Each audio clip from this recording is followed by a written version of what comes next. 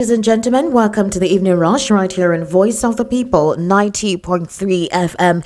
Thank God it's Friday. Yes, thank God it's Friday. It's a unique day, but there are quite a lot of issues for us to contend with. If you're joining us for the very first time, this is Voice of the People, 90.3 FM, and this is where you have a voice. We give you topical breakdown of issues across Nigeria's socio-economic and political landscape. Right here on Voice of the People, we look at issues objectively from different prisms. We have analysts from different walks of life who gives us their interpretation or perspective of issues that bothers us in the country, and we look for the right solutions in handling these issues. I would implore you to join us on YouTube. We're currently streaming live at VOP 903 FM. Okay, share that link. Let everyone who, whether in this country or outside the country, you can actually be part of the conversation this evening. Now, remember yesterday when we talked, I told you that I would try to connect with someone actually who can give us details of what transpired at trade fair. We want to get a logical understanding. We need to understand what exactly happened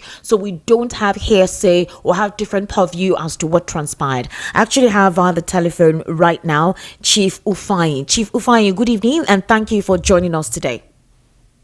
Yeah, good evening, my sister. Please, Chief. My name is Esther Wachikusa. Thank you so much. Yes, sir. You. Chief Ifeanyi, please kindly tell us your designation at the trade fair and what exactly happened. Yes, I want to say good evening to everybody. My name is Chief Eric Ifeanyi. I am the president of APT. APT stands for Association of Progressive Traders, Trade Fair Complex. By the grace of God, through my designation, I am the chairman of stakeholder. Yesterday was a tough day for us. We have not witnessed this. Even if I witnessed, we have not witnessed exactly what we saw yesterday. Yesterday, before 6:30, I got my call that some policemen, more than 50 vehicles, have trooped into trade fair complex. We thought it's just because it's a federal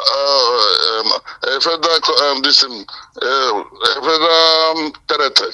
So we thought it's normal. This thing. I made my calls and find out that it's not normal. Then I began to make my calls. At the same time, I prepared myself and went there. Getting there around 8:30, they begin to demolish, break all the houses. People use their money to build. What is the reason? The worst is that the people that came there were so rude that they cannot even allow you to talk. They don't want to recognize who you are, no matter your destination. Whatever you are telling them you are. Then we begin to find out way until I see the executive director. You can I join them to ask. From there I can get the little link. And they don't even want to recognize me at all. Even though I introduce myself, the people I met, they don't even want to hear that. I tell them this is federal comment. We are law about this. They said that we are the worst this thing we saw, and I thought, what is happening? They say you're the worst. What? The time, we are the worst people they have ever seen. Jesus. And I tell what, I have not seen you for the first time. How can I be the worst? Was like you tried to be friendly with them, but they pull abortive. So then what we did was going to the ED when we get the attention to discuss. Getting into the office, they said that nobody will be here. I introduced myself. They said they don't want me. So we go back to the waiting room. From there, we thought that we continue hearing that they are demolishing more plazas. Then we move. Going back there, the SCGS to governor come back and tell me they have to introduce me this that we should go there to stop this. Do I want us to stop this? That the governor can give order to stop. I said, what? I'm here for this, begging you to stop this. If there's any problem, we're supposed to know and no pre-knowledge that you are coming, no information, no letter, nothing, no notice. You just came in with this. So what they begin to they demolish more than 8-9 plazas. Yeah, we had 19 buildings. And the one that the two worst I'm talking, it might be more than that. But the one I know because it's through my own area where I'm controlling. Other people are there too. But now what we did was after negotiating with them, They say okay, let's go to the scene. We go there and stop them. After stopping, they make a press conference, press statement. I said I should do. I thank them for doing the job. They know how to do well. But what disturbed me too much is that government of Lagos State know that from how many years they built that trade fair, we have not noticed such a thing. All the direction we are getting from the federal from management board, which is a third office that was representing federal government because it's under the federal government. How can they come up yesterday, begin to tell us they want to give us approval? They are now the owner of that place. I said, even if they are you are the owner, why can't you go to talk government to government, Lagos State and the federal government? Instead of where to elevate the fight, the glass is over. So we are always in the receiving side. Okay, so sir, hold on. The state government has seized the land from the federal government officially, and so because of that, they decided they have not. They have not. We have not got any information at all. Even I paid my ground rent this year. Everything. Wait, they just came there and demolished properties. No prior information. Nothing. Nothing. Okay. I want to understand something, sir. Is it possible that maybe there was a court injunction on that land that people were not supposed to build on it? Nothing. You know, federal government, once there's a subsisting court order, some people would not know. All this Omonile will sell the land to people. People will go and build. And then when the government is ready to take over their property, they come and take it. They don't know that they don't have any business with you because the people that own the land had been informed. Okay.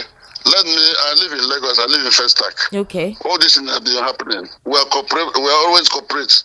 It shouldn't be they give a prior notice, they have even have a court injunction, they are one. That they need to see us. Is it a bad thing? Government is supposed to go according to the law. They are supposed to respect the law. Then, coming like this one, if to say I just a rude person and my people want to fight them, there will be casualties, but I try to play the part of... You can't fight them now. You saw the heavy security presence there. They were ready for any kind of comeback. So if you do anything, they will shoot at sight. So you couldn't fight them. We know. That is why I play that peaceful this thing, allowing them to do what they want to. They know how to do best. But I thank you for calling me because this thing has been a very serious problem to us. Last year or last 2 years, they come through Loma. You know when they say that they lock Loma people lock trade fair for 7 days. They locked trade fair for 7 days. This is what we passed through. Just 7 like that. Days. Okay, sir, can I ask you a question? I know that every Nigerian, based on the constitution, can stay anywhere. But if this is how some certain persons are treated in Lagos State, is it possible to stop building this huge properties here and build at home? Because a couple of insinuations have come into this whole thing. A couple of them say, go back to your land, go back to your home. You're taking over. We don't want you. You're blocking drainages, you're blocking channels, you're disorganizing our state or whatnot. If it is not from the state government, tomorrow is from the federal government, back and forth, despite you saying you have proper documentation. So my question is, why is it that you cannot act like other ethnic groups where they do something small here, take their proceeds home to avoid all of this? Because this seems to be like there's a message. We don't want you. If they could unilaterally come and do what they did without any prior information. See what you want. If they will go to federal government and federal make a declaration they don't want us, good. Or if they go, federal government go tell them, okay, write a letter and give them the people who can manage that place. We can surrender, but only what you are talking, we don't want to pay double taxation. If they say it's Lagos State, we have to pay that will manage us. Let it come from federal government. But this one, what we are passing through, have gone out of hand. So what we are now looking for is that, like you call me now, thank God, what happened was what brought attention here. So what we are looking at, the federal government to tell us where is our stand, because we did not come from back door. we come through the front door to trade fair. But based on what maintain fees, maintain order, maintain everything. But based on what the Commissioner for Environment is saying is that it's to prevent disorganization, it's to stop the blockage of canals, that some of the structures there are illegally erected, that it's causing flooding and all whatnot, and that axe itself is not even meant for markets, it's supposed to be a residential area. There are different talks as to why they're deciding to replan. Okay, the truth is this, sir. The question I really need to ask you is, a couple of people are saying it's good for you guys, that you guys don't listen. You set up base in other places without setting up base in your own place. How about you sell here, take your proceeds home like other people are doing? Because even if you're waiting for the federal government, is this not a sign that people can unilaterally come, destroy your property, sink your money, and go? I agree with you, but remember some of our brothers, until our constitution spelled that open, that everybody should go to his state. Or remember some of our brothers that are outside, some are monarchy in outside. Some of them are in America, many places where they are there. Even Yoruba are there, taking positions of many places. Let's make a declaration, want us again. Okay. We know what to do. Okay. So want to hear from the while you're waiting for the federal government, what happens? Goods have been destroyed, properties destroyed. What then happens? What do you then do? We will follow due process, and we follow anything by law. Would you be compensated? It's only when we begin to address it through the appropriate way. Whatever that comes out, we take it out as our fate. But God telling us that some of these boys that were born here in Lagos, for example, somebody has lived here and born it, you are telling them to go. It's nice. You better address this issue very, very well. Okay. Especially the federal government, let them tell the Igbos to go. Let them tell everybody that is not listening to go. They don't have to. You don't want us, but you're telling Chief Ifeanyi, they don't have to tell you. They don't have to tell you.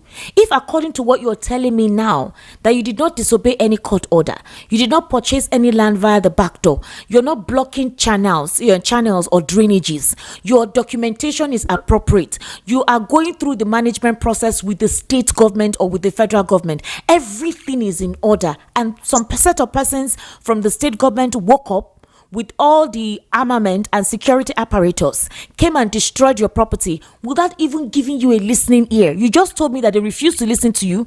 They refused to even hear what you had to say. They even talked to you with disdain and told you are one of the worst persons they've ever seen, with disgust. If they said all of this, does anybody need to tell you precisely what is being said without anything coming from the federal government? Yes. Does that, so you need until you hear. This is, we are not kids now. Sir, what I'm trying to say is, will you continue to build in that axis? Will you continue to build? They said do not. The one we have built already. The one we have built already. Do you leave it and go?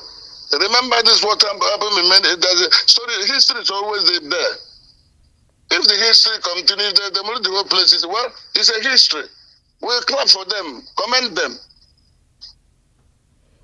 Okay, so I'm not fighting anybody. I cannot fight government. Okay, so what about the government is made for people, government is for people.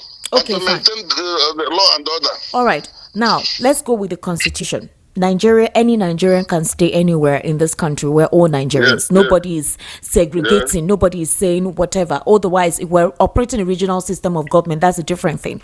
But if you are in a state and you flout laws, you flout orders, you go beyond what you're supposed to do, what is the appropriate channel to address this? The reason why I'm asking is the state government is holding on to the fact that those buildings erected are not erected on the right path. There are designated areas, and some people have built in areas that are not originally marked for such erection. Sorry, my sister. Somebody is managing that place. There's government there. And I didn't support anybody flouting law or that somebody built on the nobody built on the sewages. Until you come there, you find out. Let them show me where the people are blocking it. As if there's no government. There's approval that is every approval we're having is from the federal government, because government is there. There's a big office there representing government management board. So which everything they are carrying their duty. If you do wrong thing, they stop you. If this is what the government of Lagos State will go to federal, let them join together. And if anybody is any offender, I didn't say they should leave offender to begin to mess up. But because I'm saying I'm very sure that people are managing us, and we are doing what we're supposed to do. We're obeying the law. If you come there now, you will find out that it's a plaza, and the business is going on there. And remember, how many years is trade fair management board? Since that 30 years. They built this, opened it at 1977. Can you tell me that the Lagos State, the government will just rise up yesterday and telling us that this is a Lagos State? Is it what the law said? Even if you want to do that, do it with the federal government. Join hands with them to harmonize things and give us a directive of what to do. Are you hearing me? I'm listening to you, sir. I'm just trying to comprehend all that you're telling me, because it's worrisome, actually. But what the state government is saying is completely different from what you're saying right now. And that's why I'm asking all these questions. I don't think they have the right to tell us to go. Except they come together. Let the government tell us, but they don't want us today again. But Chief Ifeanyi, Chief Ifeanyi, there is what they call verbal and non-verbal communication. If somebody is non-verbally sending you a message based on actions and attitude, how are you waiting for them to openly, verbally tell you what to do? If according to you, you're saying that nobody went behind and paid money through the back door, went to pacify one state government agent in the past, or tried to pay and bribe their way over, whereby they threw a blind eye to some of the buildings erected there, or if all this that you're saying is what it is, then are you not understanding the message? Okay, what do you advise me? I don't have to advise you, sir. You're one of the guys in that place. I think you guys are supposed to come together and discuss and know what to do next. If it is like this, cutting way forward. We're not voting our house. Okay. And we're not fighting government. We cannot fight government. Okay. But what we are saying is that the federal government and the state government should come together and put things together for us. All right. Once we come, they tell us what they don't want. Now, but let's be that the people, our landlords, who is the federal government, is involved in what they are telling us. How can you give somebody a place is there for many years? Somebody will come out today and say you should begin to demolish the whole house. But based on videos and pictures we saw that some buildings are still fresh. They are still being newly constructed. Some are not yet complete. Because land is still being given to them. Don't you see what is going to happen everywhere? Both in Lake everywhere. What is happening is just I don't know how to put it. So if lands are still being given to the people there, why are you not questioning those who are approving and giving licenses for buildings to be erected there? Because if what the state government is saying, then that means it's not in the plan of the state government for buildings to be erected there. But certain persons are licensing and collecting money and selling the lands to people to build. That's the question. So what is being done about those people who are leasing those lands? I think I have asked you what is your advice on this issue. Do you want me to tell them everyone should pack and begin to go back to their state? Is it what you want me to do? This is a question. Okay. So that you'll be part of the advice. All right, Chief Ifeanyi. Just or even if our people that is in overseas, I tell them to begin to come back to Nigeria. Come back to Nigeria. Go to your state. If everybody will go to his state, well, Let the constitution specify it again, and everybody will find his way. Well, Chief We are not all that this thing that if the law says that everybody will go, we go. Chief Ifeanyi, wisdom is only But profitable to the when wise. they are going, allow us to. Chief Ifeanyi, wisdom is only profitable to be wise. Has the management come together and discussed? Are you suing to courts, or is there going to be a roundtable conversation with the state government and the federal government? What we will do. Okay. We cannot do that. Okay. We cannot fight government. No, I didn't say fight. I said, are you having a meeting? Have you had a meeting with them on how to resolve what happened? Maybe some relocation will take place to another area that is approved by the state government. Not another one where they'll say, oh, you are not supposed to be there. They are the people that they felt that they own Lagos, federal government. Let them come together. If they don't want to, all this thing will come from them, not us, not me. Who am I to tell them what to do? So up till now, you guys have not decided on a date to meet the stakeholders of the market, the state government. Yesterday, can I decide today? How can you tell me that somebody is living in a house? You tell him to pack out today, without pre-information? Even if you are a tenant, you rented the house. Landlord will come today say you should go. Today. Something this happened yesterday, and you are still telling me. That's why I ask you, what do you advise us? Okay, maybe you can listen to the program, and then the callers can advise you on what to do. I'm listening. All right, sir. Thank you so much. Tune in to 90.3 FM. Thank you so much, sir, for granting an audience and giving us the real fact of what happened. We will also reach out to one of the management of the state government as well to hear beyond the official statement they released on social media. The Minister of Gawad actually released that. So thank you so much, sir, for giving us your time. We sincerely do appreciate you. Thank you. Thank you very much. Thank you, my sister. All right. So we remember we spoke yesterday, and I told you precisely what we were going to do. We're also going to speak with the state government and hear from them beyond what we read, because Tokunbo Wahab also released a message on social media. Gawat also released a message on social media disclosing to us what their intention was and what they wanted to do. They proceeded on the island today. Some buildings that were obstructing the canal and to obstructing water flows were also brought down. But the big question is, certain persons are giving out this land for lease. Certain persons are doing this. Who will punish those persons? Who will prosecute them for flouting the laws of the state government, for approving lands that originally are allocated by the federal government or through the Ministry of Urban Planning and Building Development? Who is doing all of this? That's the big question. All right, I have joining me as well this evening. I remember I told you that I actually have someone who'll be joining me this evening for the evening rush, and it's quite imperative that I introduce him to you. I just wanted us to take a listen briefly to Chief Ifeanyi, so we know that we are done with that.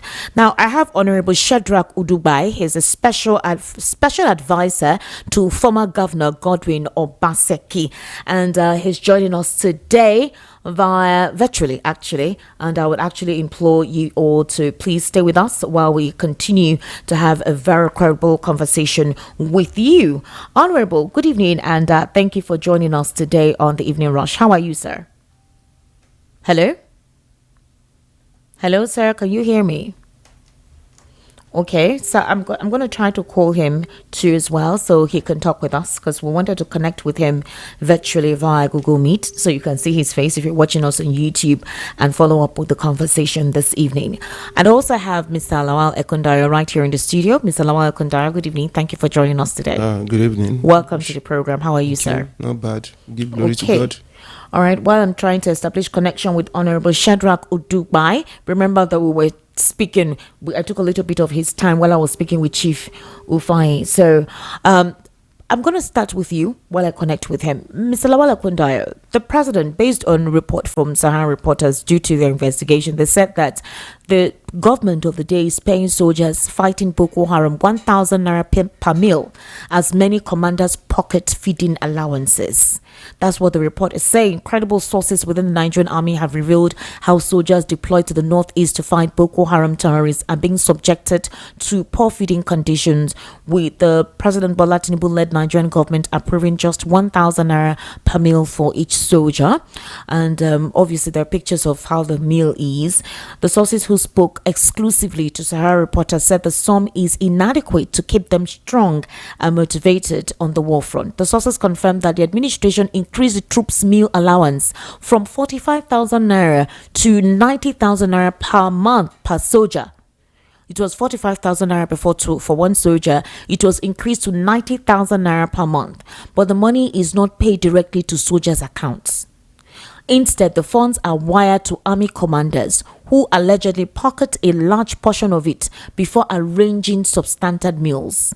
One soldier under the 27th Task Force Brigade in Kujba local government, Yobe State, disclosed to Sahara Reporters that federal government is paying our commanders 90,000 naira monthly for each soldier in the northeast who is fighting Boko Haram. The commanders are supposed to provide 3 square meals, that is, they're supposed to provide food 3 times daily. This means mathematically the government is giving us 1,000 naira as a feeding allowance per meal. So my question is this. A lot of persons have been blaming President Bola Ahmed Tinubu for all of these inadequacies. The federal government has approved this amount of money to the soldiers. But amongst the high-ranking officials in the military, look at what is being done. The military itself is doing themselves. The commanders are siphoning the funds. Now, apparently, the government of the day is giving the Nigerian soldiers 90,000 naira, but the money is paid to the commander's account and not to the soldiers' account. Please, why? Where is that done? So the soldiers will now, the commanders will now be the one to transmit the money to the soldiers' account. Why is the money not gone to their account directly?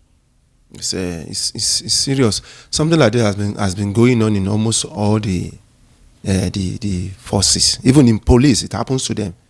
It happens. You go to the station, you see the way they will lament. You want to give them money on your own. That let me just, give these people something to just go and, because they lament seriously. You see the way they look. So look at the soldiers. You want to tell me that the federal government is not aware of all this? I don't believe it. Because there's a lot of complaints. People have been complaining about so much money spent in military, and then the fight is not getting headway at all. We can't see the equipment, money spent so hugely on equipment, and we don't see it. Sometimes I see what they use on. Okay, all right. Okay, you want to pick the call? Honorable, thank you for joining us eventually. How are you, sir? Hello, sir. Good evening. Good evening. Are you in a stable place to talk? Okay, I'll just step out. Okay, how long will it take you to get to somewhere more quiet? Because you sound like you're in a busy environment. Hello, sir. Okay. Hello, Honorable. Can you hear me? Yes, I can hear you very well. I'm trying to get a good place. Now, I asked you, are you somewhere where you can speak? How long will it take you to be somewhere quiet? Because you still seem to be in a busy environment. Okay, I'm good now. You're good now. All right. Thank you very much, Yes. Honorable.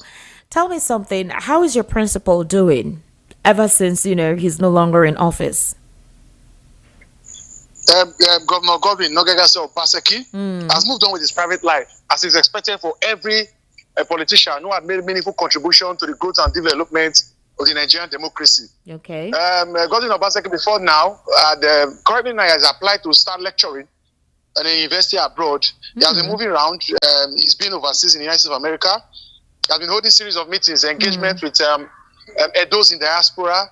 They've been meeting, they've been discussing, they've been exchanging ideas. He has featured on many, I've been giving talk shows based on his exposure, his knowledge and understanding of the Nigerian democracy. He has been moving around and providing solutions to policies across the world as it pertains to governance and democracy, the rule of law in Africa and in Nigeria in particular. Okay. So the man is doing well. Perhaps people have complained that they've not seen him in the line of action. That as every other former governor, he ought to be on ground to constitute himself as a political leader and master, a stakeholder, a godfather, a political dictator, to pick and choose who will become what, when, and how to now consider himself as a principality within the political structure. But he has made it explicitly clear that it's not cut out for such, that politics must be given to the people at all points in time. I know fully well that the opposition took power from him immediately after he left, because the PDP, though we won, but the victory was given to the APC, and APC is currently winning in Edo State. The man is really cut out for those imbroglio and scuffles and fight and tantrum, exchange of words and banters. So I decided to give them the ample opportunity for them to also lead and govern and see perhaps what it means to administer. Honorable, are you still in the PDP? Yes, I'm a member of the Democratic Party. Okay. Even though now there's a thin line between the PDP and the APC and the ADC. There's a thin line. The opposition. Wait. What do you mean there's a thin line? Because people say it's PDAPC, like the PDP is an extension of the APC. So what's the thin line between the PDP and the ADC?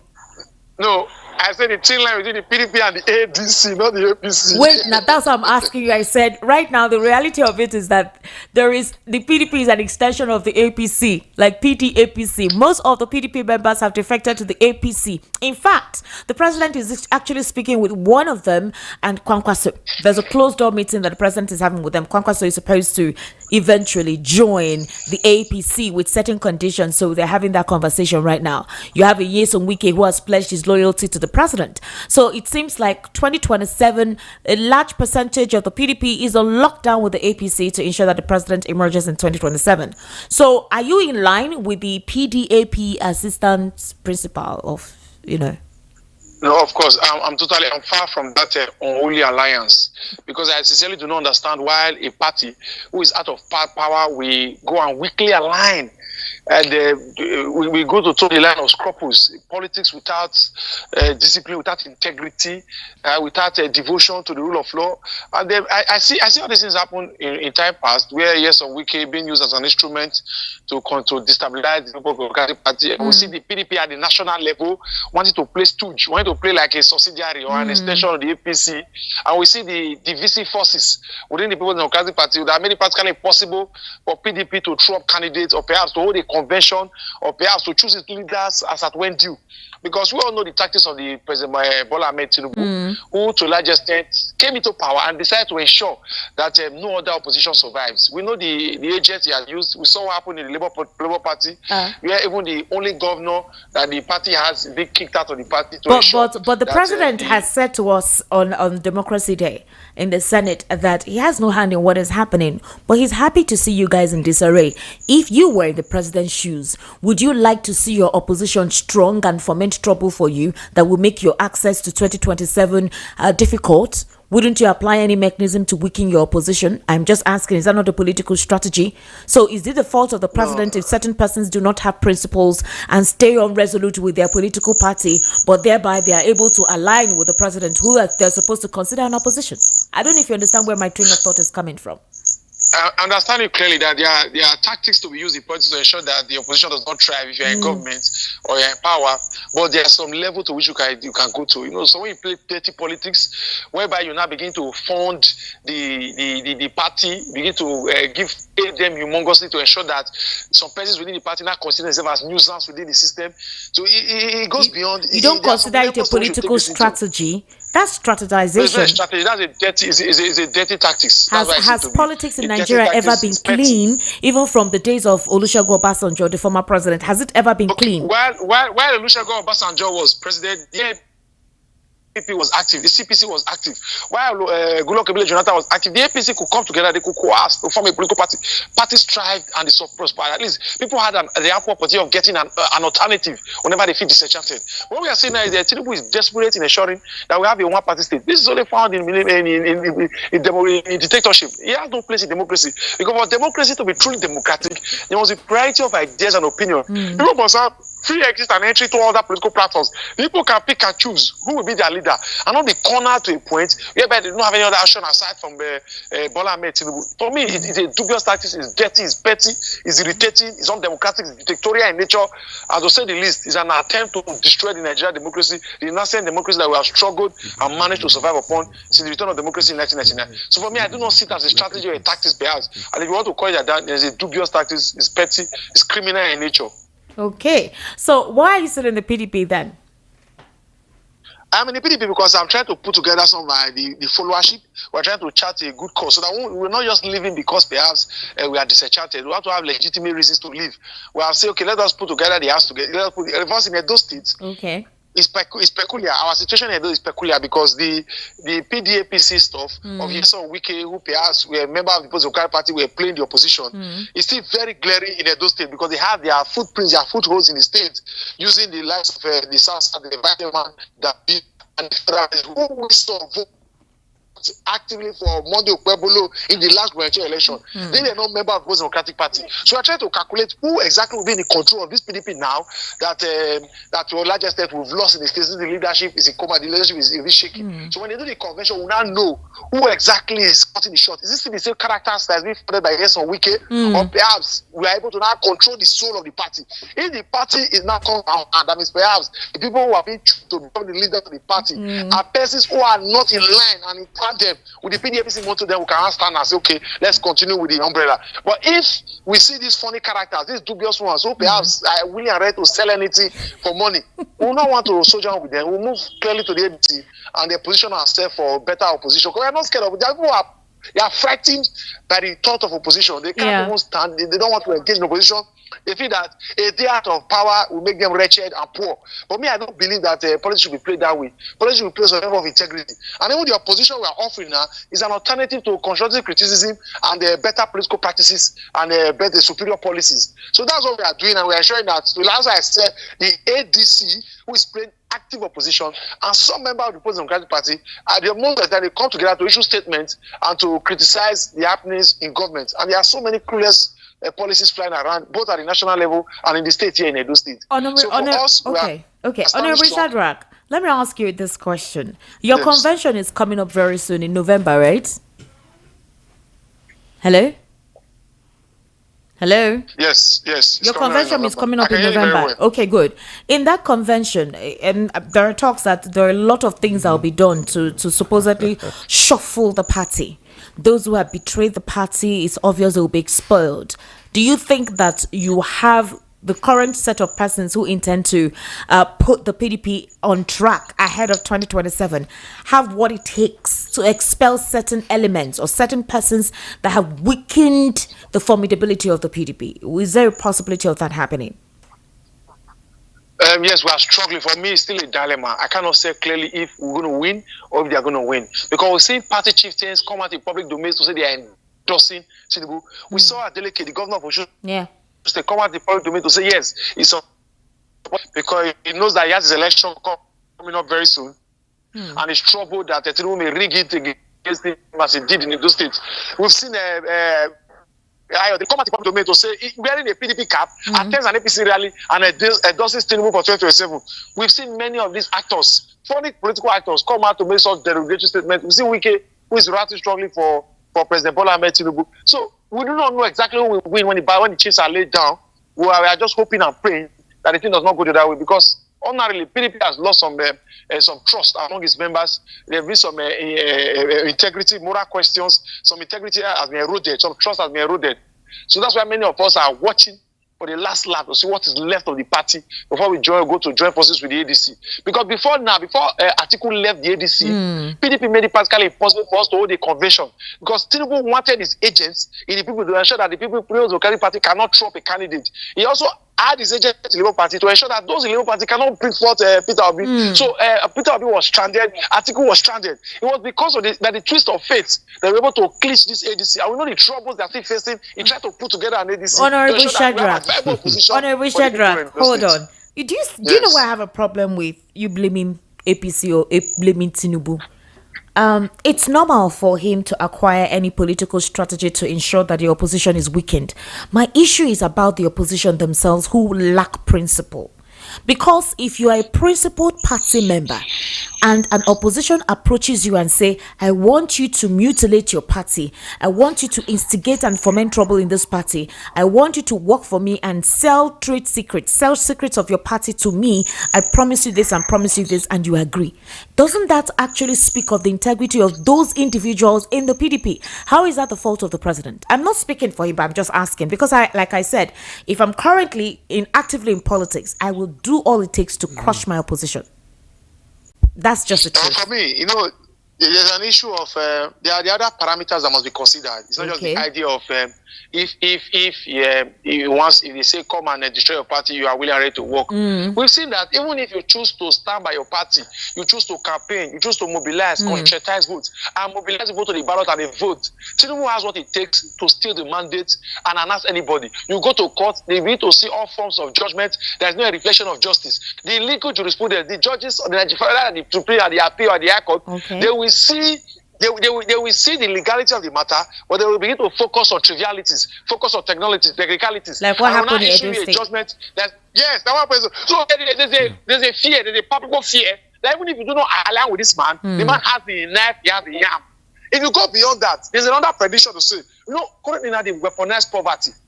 The policies of the renewable agenda is to weaponize power to ensure that it is practically impossible for an average Nigerian to pick outside the food he needs to put on his table every day. If it does not work today, tomorrow is sure to starve.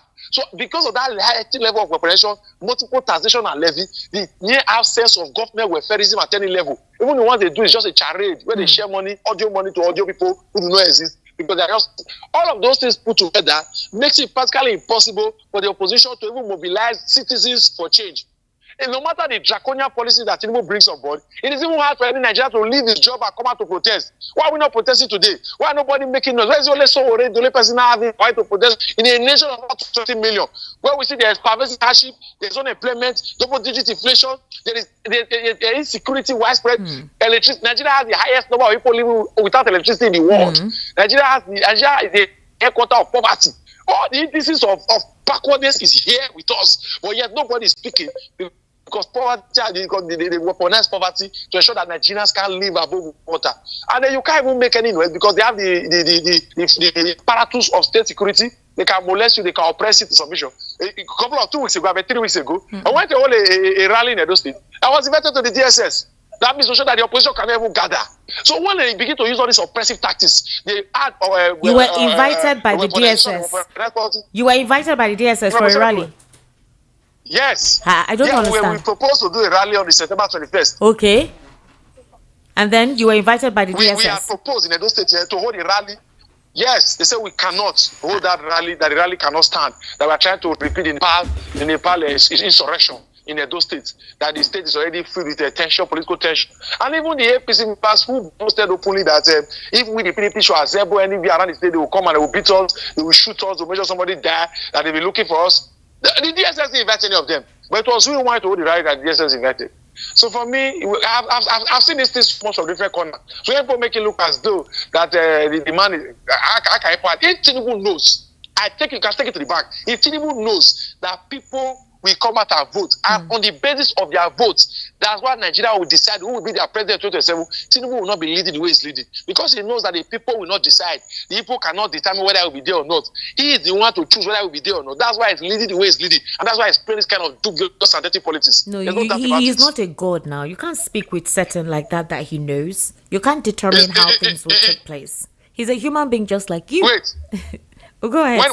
When he appoints an INEC chairman, and the INEC chairman can come out with a result that is far different from what is obtainable in the field, and he announces him, and by the law, once he announces him, he's being cleared and being sworn in. Which court will you now go to? When Tinubu came on, the first thing he did was first something gone. The second thing he did, you know what he did? He increased the judges' salaries by 300%. Judges who were receiving 2 million started receiving 8 million all of a sudden. Wike proceeded to start building houses for judges across the FCT. Which judiciary will now say Tinubu is no longer president? Which is it INEC chairman he wants to appoint now that is considering where he went to bring us statistics to show that never since the return of 1999, someone from Southwest has never been an INEC chairman. Professor Joash Ojo Amikpiton. He is likely to emerge as a candidate to succeed Professor Mahmoud Yakubu as the national chairman of the Independent National Electoral Commission. Can you hear me? Whatever the permutations are, whether you like it or not, I can hear you. Okay. I say whatever the permutations are, whoever has been matched or not, Tinubu is the one that will pick the person, and the person knows who is picking him and the reason why the person is picking him. Okay. We'll get to a point in life where we don't have to deceive ourselves anymore. We can't be speaking as though what we have is democracy. It's just a semblance of democracy. So what we have is dictatorship. Is the PDP conquered now? Is it a conquered political party? Because with all you're saying right now is like, we go here, they block us. We go here, they block us. They are holding our breath. We can't breathe. We can't do anything. So are we saying that the party has no choice but to eventually succumb? Because it's not just at the national level, it's almost everywhere. It's a dilemma. It's a dilemma we are in because we are calculating between the two horns of the bull we have to run to. Because we go here, we are God. We go here, we are God. But my own calculation is that we thank God for the ADC. Because ADC still has some level of electoral integrity. And if we are able to put together, if Alhaji Atiku Abubakar and Peter Obi are able to harmonize on one party, on one ticket, under that platform of the ADC, then the PDP will just naturally die easy death, or perhaps be eased out of the scene in 2027, so that the battle will be between ADC and APC. Well, I'm hoping that the PDP, even if PDP is able to put his hands together, which candidates will they be feeling? Will they be feeling? Honorable Shadrach Udugba, you just said something now. If Peter Obi and Atiku can just work on a party ticket, so are you telling us unofficially that Peter Obi may deputize Atiku? Is that basically what the harmonization is all about? Yes, that's the calculations we have, that's the permutations we have on ground, because that combination is what will give the needed headache to Tinubu, irrespective of the stakeholder politics it tends to play. That unanimous, that ticket, that joint ticket, that formula will mobilize and conscientize voters. But that formula was used in 2019. So how do you think it's going to hold any head in 2023? Besides, the supporters of Peter Obi are saying Peter Obi or nothing. They're not considering him deputizing Atiku. The supporters of Peter Obi say they don't consider him. The arguments are too silent. Quickly answer the first part. When you make reference to 2019, the situation we had in 2019 is not the same situation we're having on ground now. Nigeria was struggling. We may have been failing in 2019, but we're actually failing forward. But now we are stagnant and we are in a hurry. We are hurrying back. We are in a hurry to fail and to fail backward. And when you speak about the idea of the combination, when you say Peter Obi is not willing and ready to deputize Atiku, I wonder where they are getting that argument for. Peter Obi said, let me categorize something for you. In the live interview that was done about 3 or 4 months ago with Arise television anchor, I think, Rufai City, Peter Obi said nobody has come to meet him to propose deputizing anybody. That he is in the he said so. And at that time, speculation were actually running rife that he intends to deputize, and it was like he came and granted that interview to clear that narrative. No, you see, when you're in a political family together, Peter Obi is in the ADC, Atiku is in the ADC. Both of them are together in the coalition. It is undemocratic to tell another man not to run because you want to fulfill your own political agenda. Okay. What you do is that both of you will go into the race. The party will organically throw up a candidate. Whoever wins, the other must support the other. That is how it's been done in democracy. You don't tell another man not to aspire because you feel you are superior. There's no basis for such engagement. If you are superior, you have to show on the ballot. That's why there's an internal party democracy. There's a party primaries before the general election. So I do not. when you say it's too big, that's false flag. It wasn't I didn't say he's too big. Today it's too big. No, I didn't say he's too big. I said that the two of them, that flew in 2019. So how are we sure it's going to work for 2027? If Peter Obi had run in 2019, he would have gotten up to 3,000 votes. But in 2023, when he ran, he got over 6.something million votes. So the situation changes with time. So nothing is cast on stone. Even Bola, at least we all knew Buhari. Buhari contested over 3 times and lost woefully before he won the 4th time. So why he lost before doesn't mean he's going to lose again. Oh, so right now, if I want to get you clearly, that's what the party stakeholders are trying to do for Peter Obi. No, it's not just the party stakeholders. That's what Nigerians. That's the only option Nigeria has. Because once we're able to have an article on one ticket, maybe the ADC, and we have a Peter Obi on the Labour Party or any other ticket, or perhaps now have a Goodluck Ebele Jonathan on the PDP. Once the votes of the oppositions are divided, Bola Ahmed Tinubu emerges as president. It's only when we have a united opposition, whereby it's just Tinubu against one person. That's the only way Nigeria can rise to defeat Bola Ahmed Tinubu. Beyond that, there is no contest. Because once the opposition vote is divided, we just have a replica of what happened in 2023.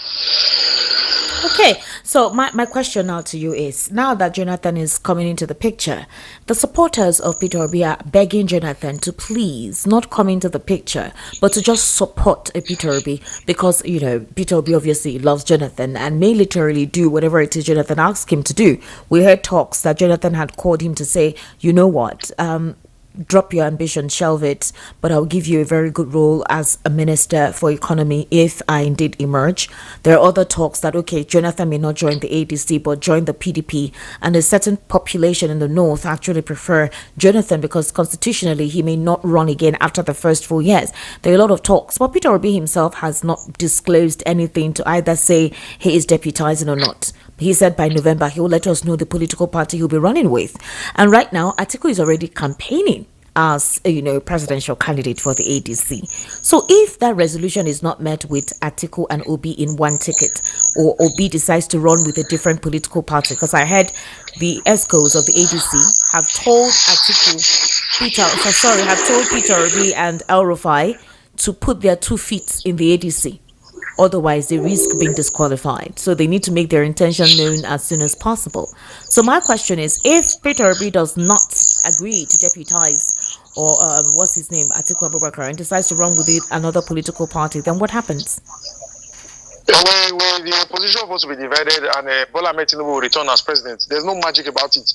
There's no that calculation. There's nothing is obtainable. It's going to be a sorry situation for Nigeria. Because what I have seen with the first 4 years of Bola Ahmed Tinubu is that if he comes back again as president, the only aim doing is to ensure that he throws himself as a political leader and the economic leader of Nigeria. He converts Nigeria into what Lagos is today. Where in Lagos State, there's no political opposition. Where in Lagos State, he controls the revenue and economic resources of the state. Where in Lagos, he determines who will become governor years after he had been governor. So even if he continues as president, all he will do is just to consolidate on INEC and the judiciary. So ensure that even if you want to become a president in Zamfara, you have to come to body law, cap in hand, to beg and kneel for him to endorse you before you can practically become anything in this nation. So that's why it didn't even take him up to a year plus. He started struggling and talking about 2027 election. Because for him, governance can suffer on the altar or can be sacrificed on the altar of politics. Politics and the control of the resources is his only agenda. Taxation, make sure you collect from the poor and enrich the political class. Make sure the money that is coming to the state is big enough for everybody to share. For him, it's only politicians that survive that are existing in this Nigerian nation state. The people can go to hell. So if he comes back in 2027, there's no other thing we need to consolidate on all of those initial plans. All the money, all his infrastructural projects is doing, they're all in Lagos. Is it the coastal highway? Why would we have a coastal highway? Can build another port in Delta? Could build another port in the south or in the southeast? But no, there's no port of that nation. Nothing of that nation is working. It's just building another coastal highway, spending trillions of naira. When we know very soon there's global warming, erosion will likely take over the road. All of the renovation of the 712 billion naira renovation of the Atiku Airport, is that not in Lagos? Are we talking about the low gauge train? Is it not in Lagos? Are we talking about the repair of the 10 million bridge? Is it not in Lagos? All the projects are in Lagos because it's thinking that when it develops Lagos becomes the economy. Even the policy, the tax renovation is doing, the tax remapping and rewiring, they are all skewed to favor Lagos. What are we saying? See, Nigerians can continue to deceive themselves, but we who play politics, who are close to the system, understand what's obtainable. But the tax DG said that's not true. That the tax reform is needed across board, not necessarily for a particular region to benefit from it. The question asks it, does it benefit Lagos more, or does it benefit Lagos more, on yes or no? That's what we are talking about. It doesn't matter whether, of course, they won't make it so obvious, they won't pack the money, but Lagos now gets a better chunk. Lagos now enjoys more than it has previously been enjoying before. That's all. It's as simple as that. All right, Honorable. Finally, let me ask you this. Have you guys considered speaking with Kwankwaso? Kwankwaso to a large extent. Nobody, when you have something, you only negotiate with something you have. You can't negotiate with nothing. And Tinubu, to a large extent, Kwankwaso wants to be president of the Federal Republic of Nigeria. Yes. He knows he can't be president now, so he wants to be vice president now to become president later. So what if you have a Peter and Kwankwaso ticket? I'm just asking. Not that there is. But Kwankwaso, to a large extent, is not in the coalition. Kwankwaso is not in the coalition. Yes, if you had made any move to join the coalition, the ADC coalition, we have been friendly with the coalition, we will know exactly. But he feels that it is possible, it is easier for him to run with Tinubu and secure victory than to run with Peter Obi to secure victory.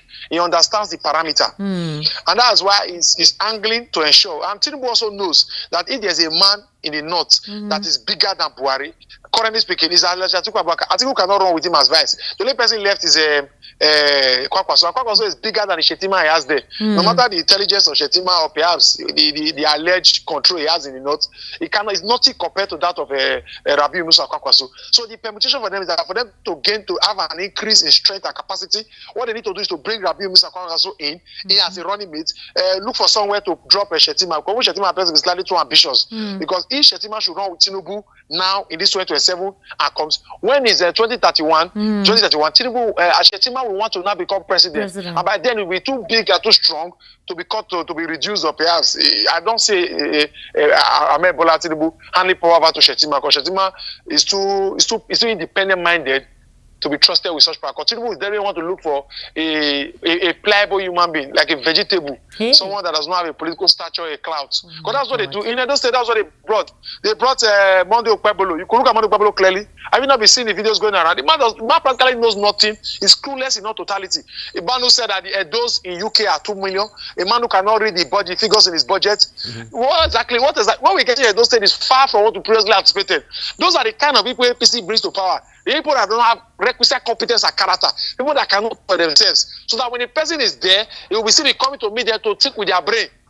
What do we see in Lagos State? When why was the former Vosa came, the former governor, why was he taken down? Oh my God! Who did one term? Forgotten his name. What's his name? This is how APC. This is how APC chooses. Once you are independent minded, once you want to work for the people and not for the goddess and the godfathers, you are taken out. And it's no different. So when we say they won't pick it, that's why APC cannot. That's why I find it very difficult to ever identify with your Progressive Congress. Because with the method at which they choose their leaders, with the recruitment process and the values and principles they uphold, it is practically impossible for Nigeria to see the light of day under the leadership of the Honorable APC. Shedra, except it's not the kind of APC I know. Honorable Kamda. So if APC come meet you now and say, oh God, see, we're giving you this position, we're giving you this, you know, go change mouth. They are already coming. They met me. I'm a special advisor today. I was former special advisor governor on youth affairs. Today, if you ask anybody in Edo State, there are only 2 voices in the opposition that are strong. Honorable Shedra could be a former special advisor, and the former commissioner on the digital economy, Ifalu Isibo, is only 2 of us. And I'm more grand than any other person. I say anything. I say it as I like, as it pleases me, and I say go and verify. So when they come to me, what do you want to give me? You want to make me another special advisor or commissioner? Those are the 2. I told them that I can work for Monday Okpebolo, but Monday Okpebolo will sack the deputy governor, make me the deputy. When I enter, they will not resign, I will not become governor. That's the only way I will enter the APC. But to not say I will put it somewhere and I will not be giving. On what basis? How can I tell Monday Okpebolo what to do when his agenda is different from what my agenda is? Why will I work with somebody that I don't believe in his plans and vision? A man I know cannot think of the people. He's thinking of the people who helped him bring power into office. Where is the nexus? It's better I just relax. I'm a young man, early 30s. The future is still big for me. What am I desperate for? If I stay out of power for these 8 years, I still have other 8 years. I'm not in my 50s. People who play those kind of subservient politics are people who are in their late 50s and 60s who know that perhaps after these next 8 years, now I may likely retire to my grave. So they want, out of desperation, they want to go and collect what is in for me. Or perhaps let me get some money to retire myself. Shedra Kutuba is not retiring, so I can do 8 straight years in hunger and poverty. I'll bounce back bigger, better, and stronger. Okay. Well done. Thank you very much, Honorable. Let me discharge you now. Thank you so much for being part of the conversation this evening. We'll continue this conversation. We should continue this conversation next week. All right, sir. Have yourself a wonderful weekend. Bye. Bye.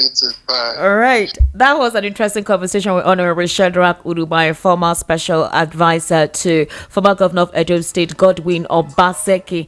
And trust me, it was quite an interesting one. He seems very vocal, very viral, very outspoken. We're going to take a very short break, and then when we return, we'll head into other analysis on the program this evening and take phone calls, because they have jam-packed my evening rush with plenty activity. We'll be right back after this.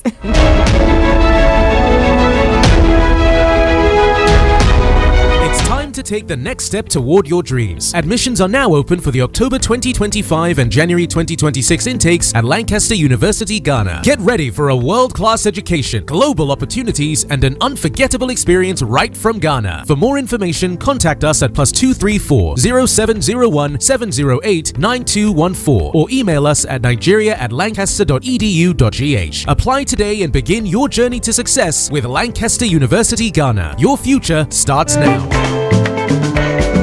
Customer, welcome. What do you want buy? I want buy changeover. Cut fuse and distribution board made of 100% heavy duty copper. Oh, come, I get them. See, I'm here. No, now I'm looking for Slatter Star J cut fuse and distribution board, Nippo cut fuse, Star J solar battery, inverter, MPPT controller, and solar panel. But Oga, Don't worry, I know where to get them. Whether na Star J changeover cutout fuse, Slatter distribution board, Nepo cutout fuse, Star J solar battery, inverter, MPPT controller and solar panel, Star J ceiling fan, sockets, all earthen materials. Make you no go do cover-wise pan foolish o. Slatter Star J Indian product na #1 since 1961. Made of 100% heavy-duty solid copper with no compromise. Available in all leading electrical shops nationwide. Slatter Star J na you biko. Attention, young professionals, business owners, and first-time investors. Are you tired of hearing about real estate scams, struggling to raise funds, or wondering how to profit in today's property market? The Niger Landlord Summit 2025 is your chance to learn from experts, connect with decision makers, and discover how to grow your wealth through real estate. Join us on Saturday, 1st November at Airport Golden Tulip Hotel, International Airport Road, Lagos, from 10 a.m. Highlights, explosive sessions on real estate investments, explore fundings and mortgage options, understand government housing policies, network with developers, banks and investors, access exhibitions and insider opportunities. Participation fee 50,000 naira only. Call or WhatsApp 0707 115 4297 0707 115 4297 to register. The Niger Landlord Summit 2025. Knowledge, networking, wealth creation. Powered by VOP 90.3 FM.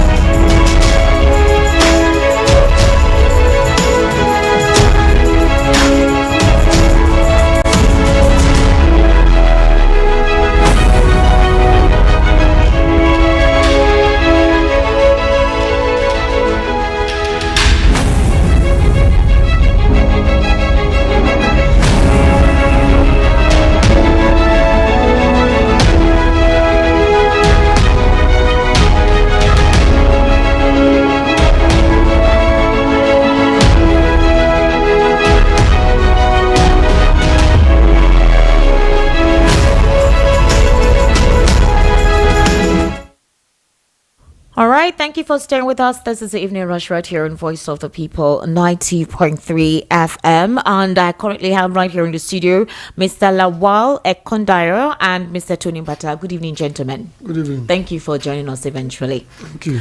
Mr. Lawal Ekondiro, we were talking about the situation with the Nigerian military before I was able to connect with Honorable Shadrach. And you said something that is not just the Nigerian military, that even the Nigerian police actually do such things where the money is not sent to the accounts of the soldiers directly, it's sent to their commanders or so, and then they send to them. Now they're saying that from 45 to 90,000 there's an increment, but apparently based on the submission of some of the soldiers, to according to what Sahara Reporters released, that 1,000 naira per meal, which is not even fortifiable for them to actually fight on the war front. And I asked the question, the president has done his part, he has released money, but certain persons are not doing what they're supposed to do. So who should we hold responsible? The president. Again? Yes. After he has released the money. How can you show you release money and go to sleep?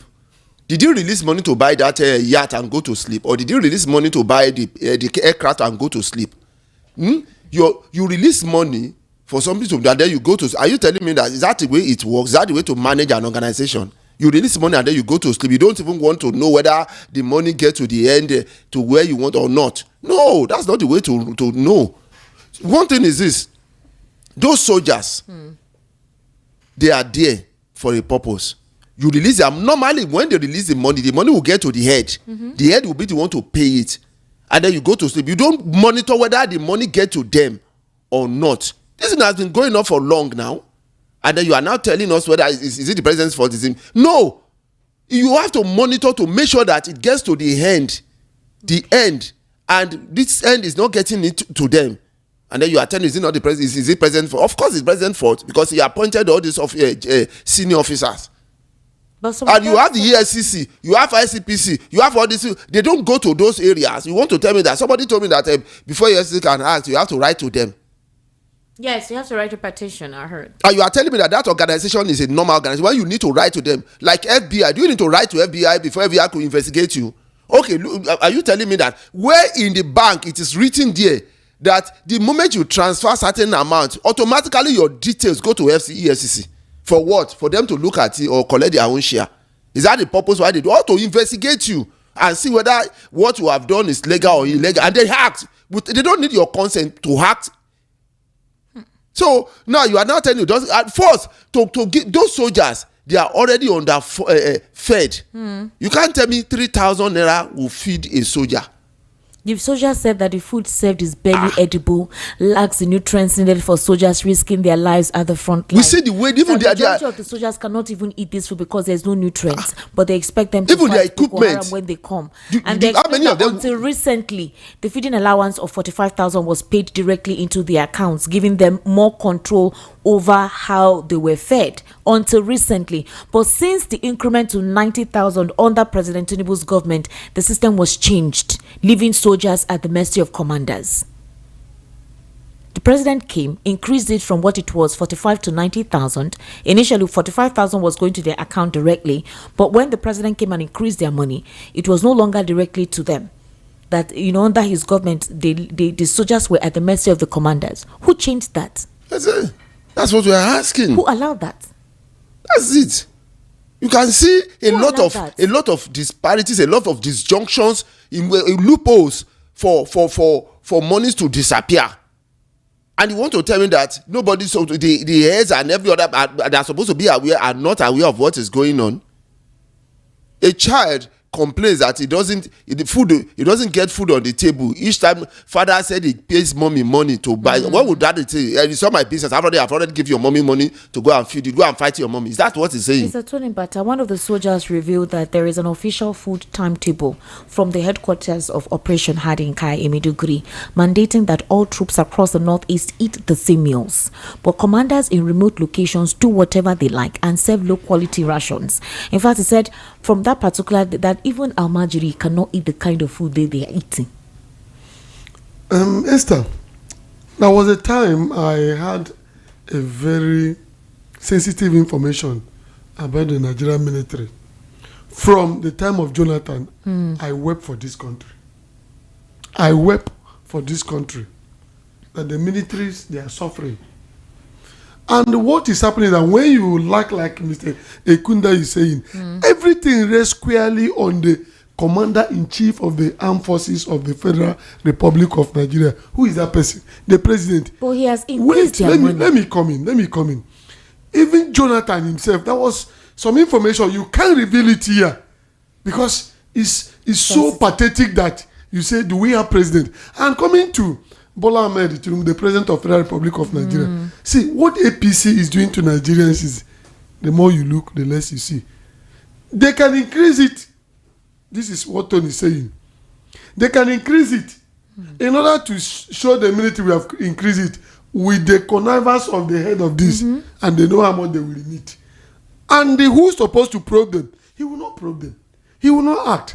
But before the eyes of the people, they have increased it. What about these ladies that won this cup?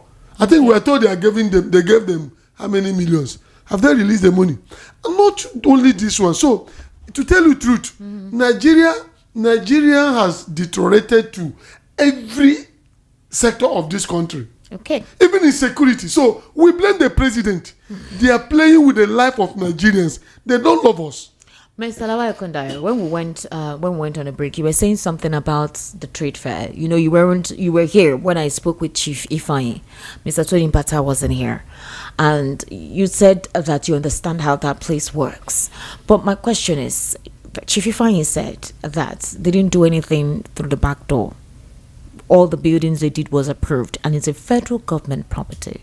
So if it's a federal government property, and the state and the federal government is claiming they may not be aware of what happened because they came with RRS, they came with security and everything to do what they did based on the complaint that they are blocking channels and they're not allowing smooth flow of water.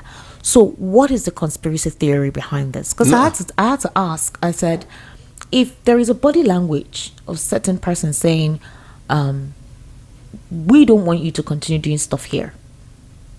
The man is saying, we haven't heard any information from the federal government. Nobody has told us anything officially. So if the federal government did not say anything, was it possible for the state government to move in the way they did without the approval of the federal government on a federal government property, on a federal government land? No, let me say something. One thing is this.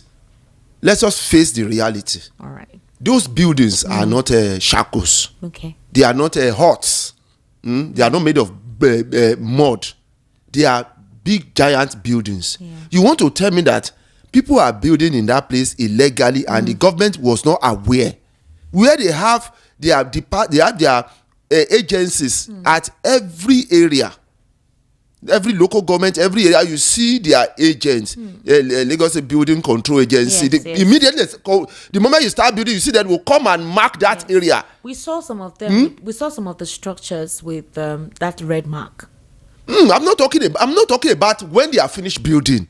There are some that and some were finished. I'm talking about those buildings that I'm not talking about the one that have not they are still building. I'm talking about the one they are finished. Okay. You finish your building, you've painted that building, you are doing business in that building, you've been there for many years, and the state government came and told you that you have contravened and they are demolishing it. The question is, these people, did they build it in one day that you were not aware? Maybe they built it on Saturday, Sunday and finish everything within 2 days, and then you were not aware.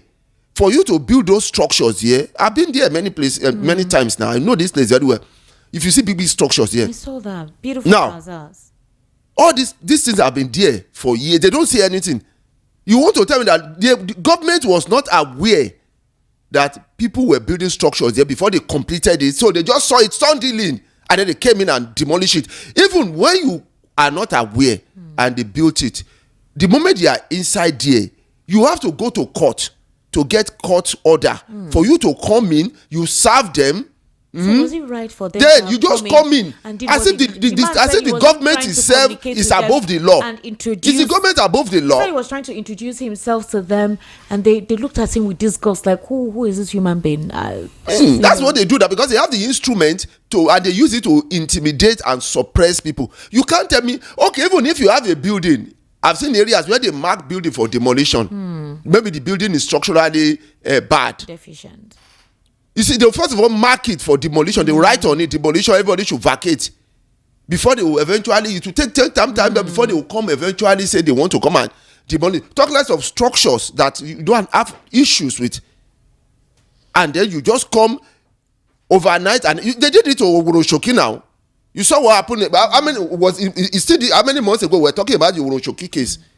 We have so many. We have Morocco. We have so many places. They came very early in the morning and told Shake to do. And they don't care. They just, and the next thing, they are demolishing. Mr. Tony, but very quickly, because I need to open the phone lines now. Yeah, I want to say something. And I want us to reflect back 2023 election and campaign.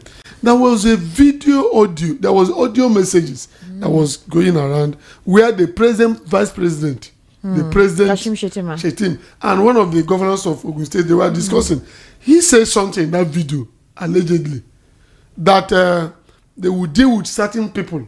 Well, they denounced that it was not them, that it was doctors. No, they denied. They denied. And but what is happening now shows that those things are true. Tell me, like Mr. Kunda is saying, that building was, let us assume now, it was. Yeah, they are like four-story buildings. I know the place Friday, now. Saturday, Sunday. Big giant buildings. And they are staying there. What billions of this thing shows that there's a problem in this country. We have not agreed. But Mr. Tony, don't you think there is a message here for certain persons? That's what I'm telling you now. Who are building in that place? There's a message that you are not part of, or somebody, a number of these this state said we will throw some people into lagoon. But what happened? They apologized. Apologize. See, Esther, I don't like that. How do you say somebody will kill you and still apologize and kill you again? It was widely condemned. No. But somebody will keep repeating it and apologizing. Federal government is not doing anything. There is a conspiracy theory against some people. Let us tell ourselves the truth. We have not believed in one Nigeria. Where are the Southeast politicians? What do you want them to do when we have stooge people that are not leaders, people that could not win election, and you put them there for their own selfishness? What do you think they will do? They will say they are people and collect money. They are not Southeast leaders. Because if we have leader, they will talk on behalf of their people. Like ROI is talking another place. They will not say it. What they want is money. So there is a conspiracy theory. And Nigerian government, let me say it here. We have not believed that the civil war is over. The civil war is still going on. Let us believe. Let us think. Let us believe. Let me repeat it. That we are one Nigeria. But what is happening? 2027 election, you will see worst. Because there is no institution. Somebody said you can't vote here. And they maintain it. You will see what will happen. I am saying it. Because we don't have electoral law. We don't have the police. We don't have the military. We don't have judiciary. But one thing I'm telling Nigerians, one day, there will be a problem in this country that nobody can stop it. We pray that there will be no problem. That will be until we change. We pray that these anomalies will be resolved. How will you resolve? When somebody will tell you, go to your place, and we say we are one Nigeria. No, they claim that you keep saying that the state is no man's land and it's a way of teaching you a lesson. But we say we are one Nigeria. I'm just saying. Somebody in US can go to any place in the state of America to be a citizen and contest election. And you say we are one Nigeria. But they were warned. I heard that these persons were warned. Warned for what? They were warned. Warned as per what? They say they have their papers. What did they want them for? What did they want? You see, let us stop painting the truth. Media, let us allow the truth. Nothing can heal the wound except the truth. All right, the number to call is 08036929933. Chief Ifeanyi asked for an advice. What should they do while they're trying to negotiate with the federal government, negotiate with the state government? They're asking, what do they do? Do you want me to answer that question? Well, people should resist it. Who should resist what? The traders, the they owner. Should resist who? They should, anybody that comes here, they should use every means. You cannot. They will you do cannot it. Advocate for that. Mr. Tony Bata, your national radio, please be very careful. You cannot advocate for violence. So the government should do illegal things and you allow them. There'll be casualties. You heard what Chief Ifeanyi said. So who is to blame? They could not resist them. No, who is to blame? We need to apply logic. Like somebody will say, let's not be too emotional. What do you want them to do? Can you fight the state government? Can you fight the state government? If they don't have legal papers to demolish it, fight them what physically? It's they should stop them. Stop them with what? People that what Mr. Imba said that within the ambient of the law. That is what he said. You didn't let him finish. He's trying to say, wait. He didn't say. Don't say what he did not say. They should resist it. Resist. Every legal means. You didn't say legal means before. But legal means can be anything. You have the freedom to defend yourself. Did you hear what Chief Ifeanyi said? You have the freedom. You have the right. He said they did not even allow them pass. They did not even allow him to talk.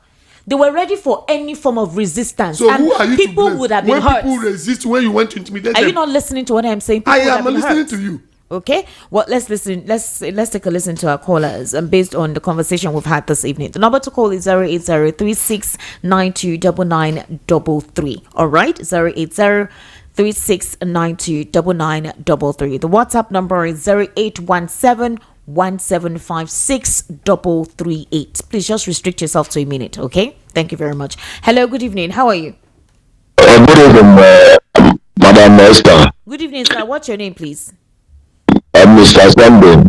Mr. Sunday from where, sir? From Ejigbo. From Ejigbo. All right, Mr. Sunday, please go ahead. Yes, I want to appreciate what you people are analyzing. But concerning this issue of trade fair, I don't support what Mr. Mbata is saying. Okay. Because you cannot fight a man with a gun.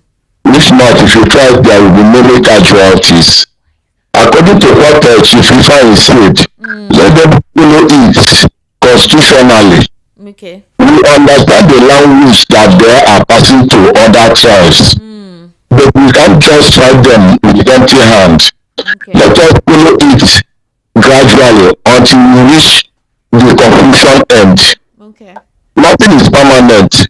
You may be in position today. Tomorrow another person will take over that position. Thank you. Thank you very much, Mr. Sunday, for calling. 08036929933, 08036929933. Hello, good evening. How are you? Hello, good evening, Esther. Good evening, sir. Welcome to the conversation. What's your name, sir? My name is Martins from Agor Palace. Martins from Agor Palace. Martins, please go ahead. Yeah, good evening, Mr. Mbak and my good friend, Mr. Kundayo. Good evening, sir.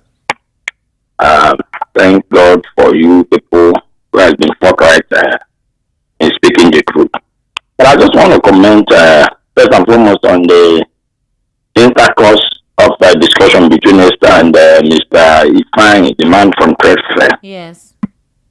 Yeah, Esther, I salute you for the job you're doing. Thank you very much. But oftentimes you press people too much.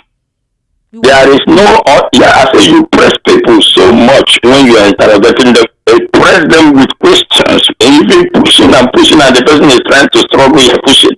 Let me tell you, you are trying to, I don't know what you want to hear from the man.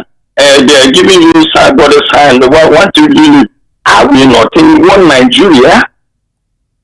What if there is no other thing that will make anybody to leave a place except by official declaration that this person is not supposed to be here.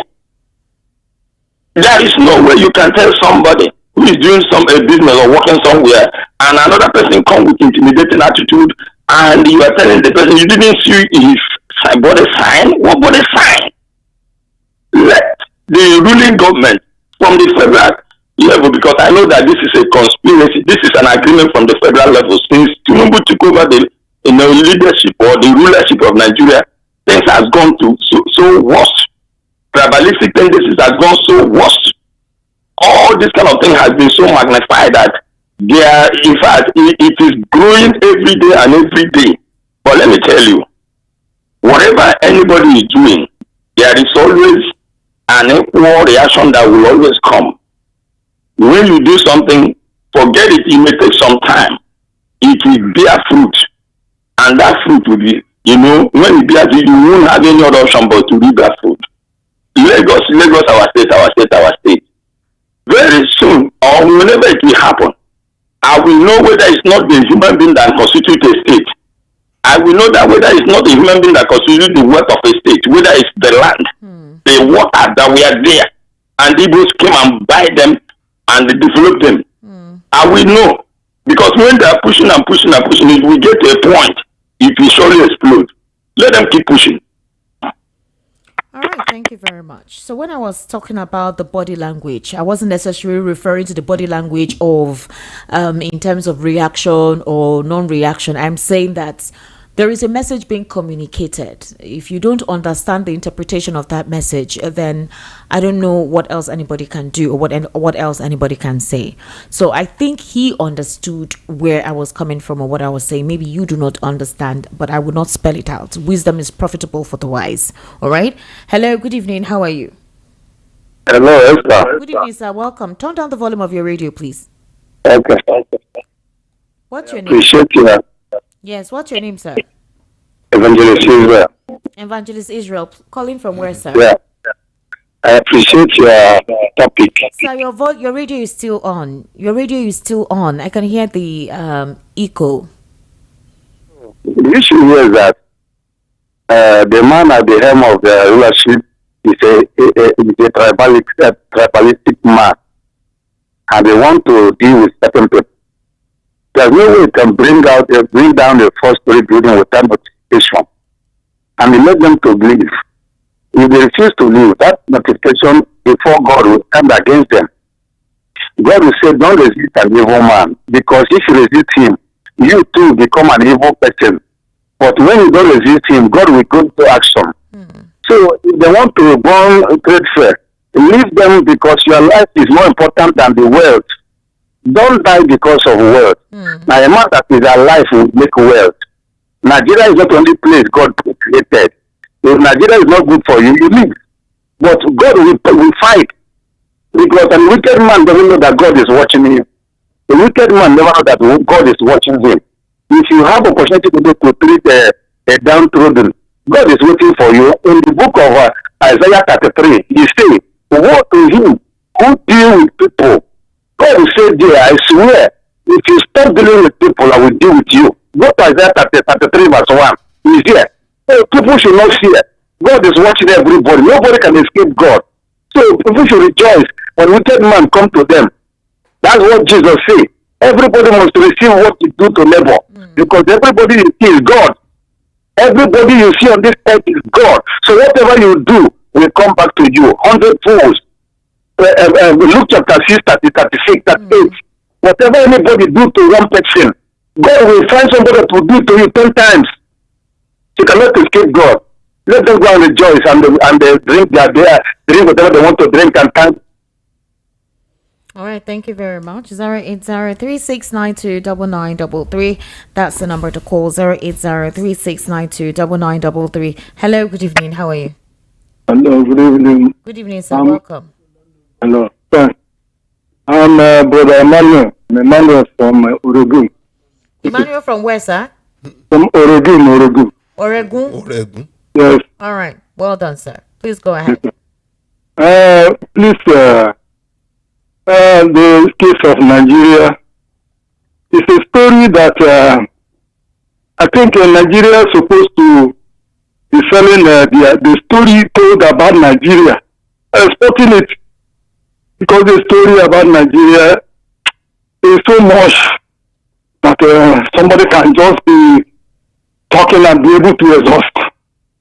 It's so much, and it's a laughing matter to the whole world.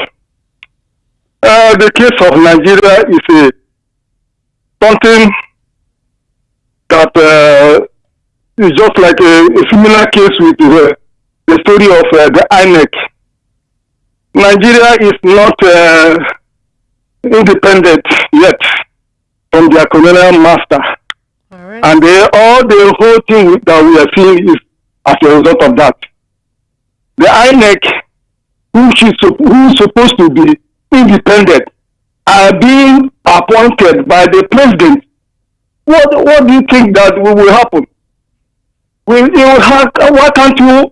Are you going to work for the people and for your master that have appointed you? That is exactly what is happening there. So Nigeria case is a pathetic one, and the corruption is what is happening. It's just killing the country. All right, thank you very much. Thank you. 08036929933. That's the number. 08036929933. Hello, good evening. How are you? Esther, good evening. Good evening, sir. Welcome, sir. What's your name, please? This will be calling from Esther. Ruby from Festac. Yes. All right, Ruby, welcome. I want to comment on that building that they demolished. All right. Let's tell ourselves the truth. You know the truth is, Igbo people doesn't belong in Nigeria. That's hard. No, you they can't don't belong in say Nigeria. that on national radio, sir. Please. You know, they are just forcing themselves. The Igbos are just forcing themselves, but they keep on pushing them away. You understand? So the thing is, are you hearing me? I'm listening to you. So the thing, I don't know the reason why they will go and demolish a building that already been for some years. How many years now? But I'm just not knowing this. Understand? This cannot happen in a developed country like this. Because it just happen, you can just set a group of people they hate. This is hate. It is hate. This is pure truth. It is hate. They don't want Igbo people. They just open up and say, let them go. Very simple. Than just to be people around the bush. All right. Thank you very much for calling. All right. Hello. Good evening. How are you? Hello. Hello, Esther. Good evening, sir. Welcome. What's your name, please? Okay, good evening. Good evening. My name is Daniel, and I'm calling from Idimo. Thank you, Daniel. Please go ahead. Okay, good evening, Mr. Kundayo and Mr. Ambata. Good evening, sir. Okay, Esther, please, I don't know if you remember when somebody called you on this very program to complain about Chioma Innocent. Okay, what happened? I interview with Anosike. Don't know if you remember. Are you calling to complain about Chioma Innocent? No. I'm not complaining. Okay, I'm not complaining. That's exactly the same thing they're trying to do to you now. Some people don't really understand your work. Okay. You're a professional and you know what you are doing. Yeah. I listened to from beginning. Okay. Your interview with the man. In fact, I sent a message on WhatsApp. Please just read that message. Okay. Don't mind people. Do your work, please. You're a professional. Don't let anybody tell you what to do or what not to do. Thank you very much. Oh, okay. Thank you very much. God bless you. Well, we can take advice, but I cannot be intimidated. Thank you very much for that. The number to call is 080-3692-9933. Hello, good evening. How are you? Hello. Hello, welcome, sir. What's your name? Good evening. This is Boyerson calling from Afro-Media. Boyerson, you abandoned me. Oh, well done. No. It's not so. All right. Most times your line, I don't get through. That's just the thing. Yeah, a lot of people call. Sorry. Please go ahead, sir. Thank you very much. You're welcome. Honestly speaking, I greet your guest, Mr. Ekundayo. Am I right? Yes, Mr. Ekundayo. Good evening, sir.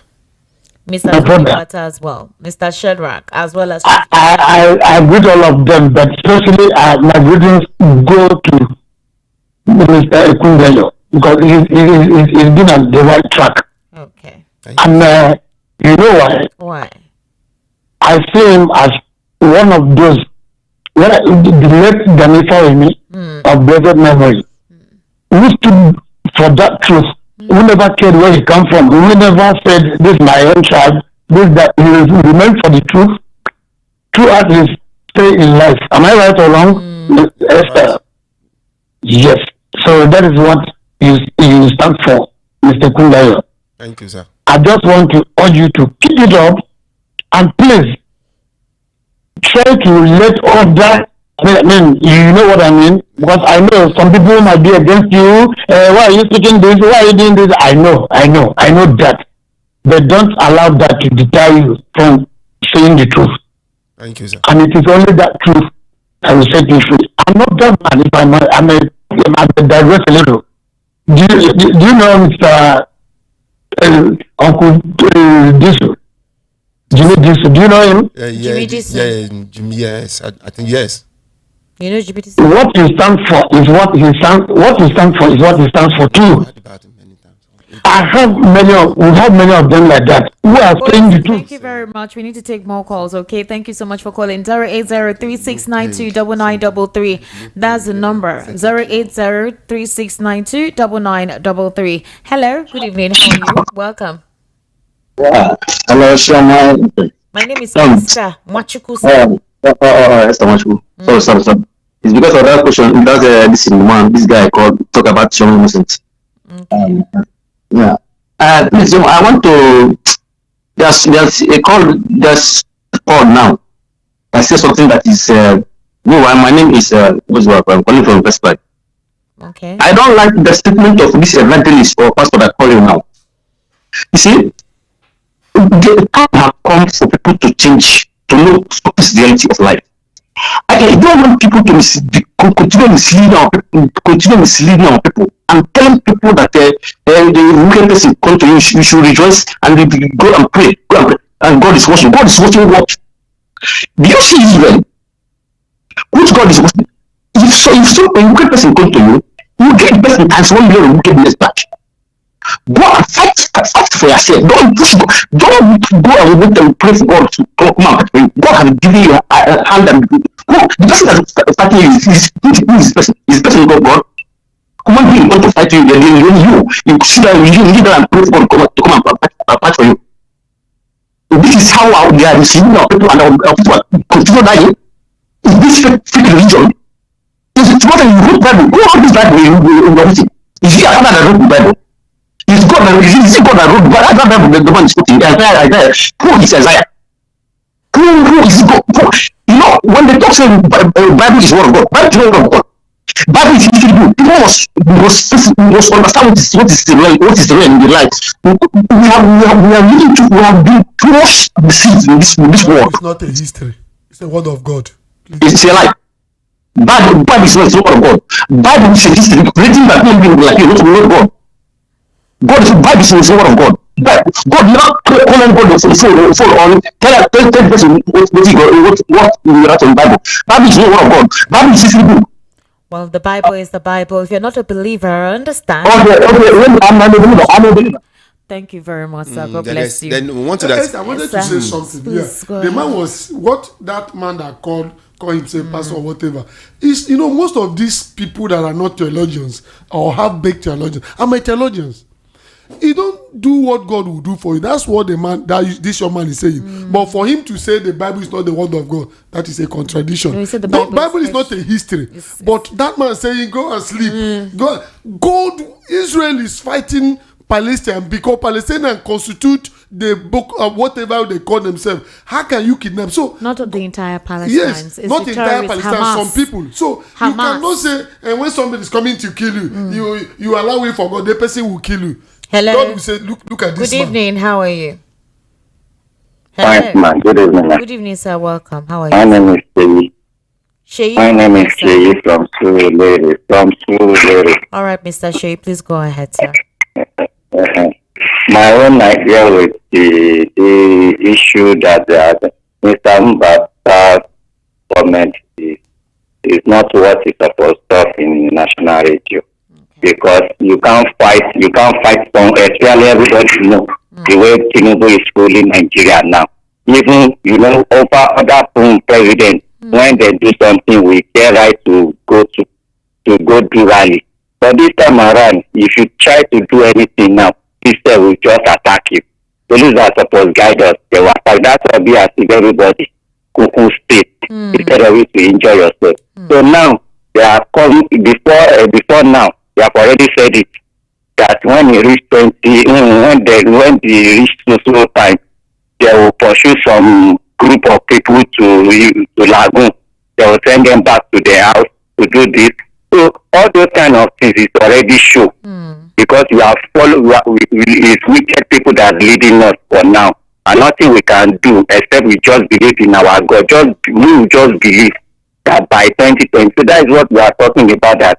I used to talk this thing before, that if we can organize ourselves, whether na Hausa, whether na Igbo, we just need anybody that can help us push this wicked man or not.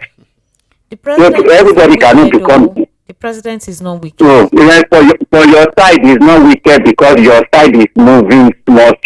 Our own side and Yoruba. No, maybe you don't know. I'm the Yoruba. I'm the Yoruba.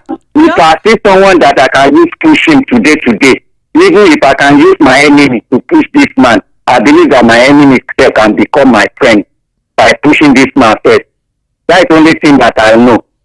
So I don't know but for my side though, I need wicked person that can help me push. Nobody can wicked reach this man in this country. So that's all.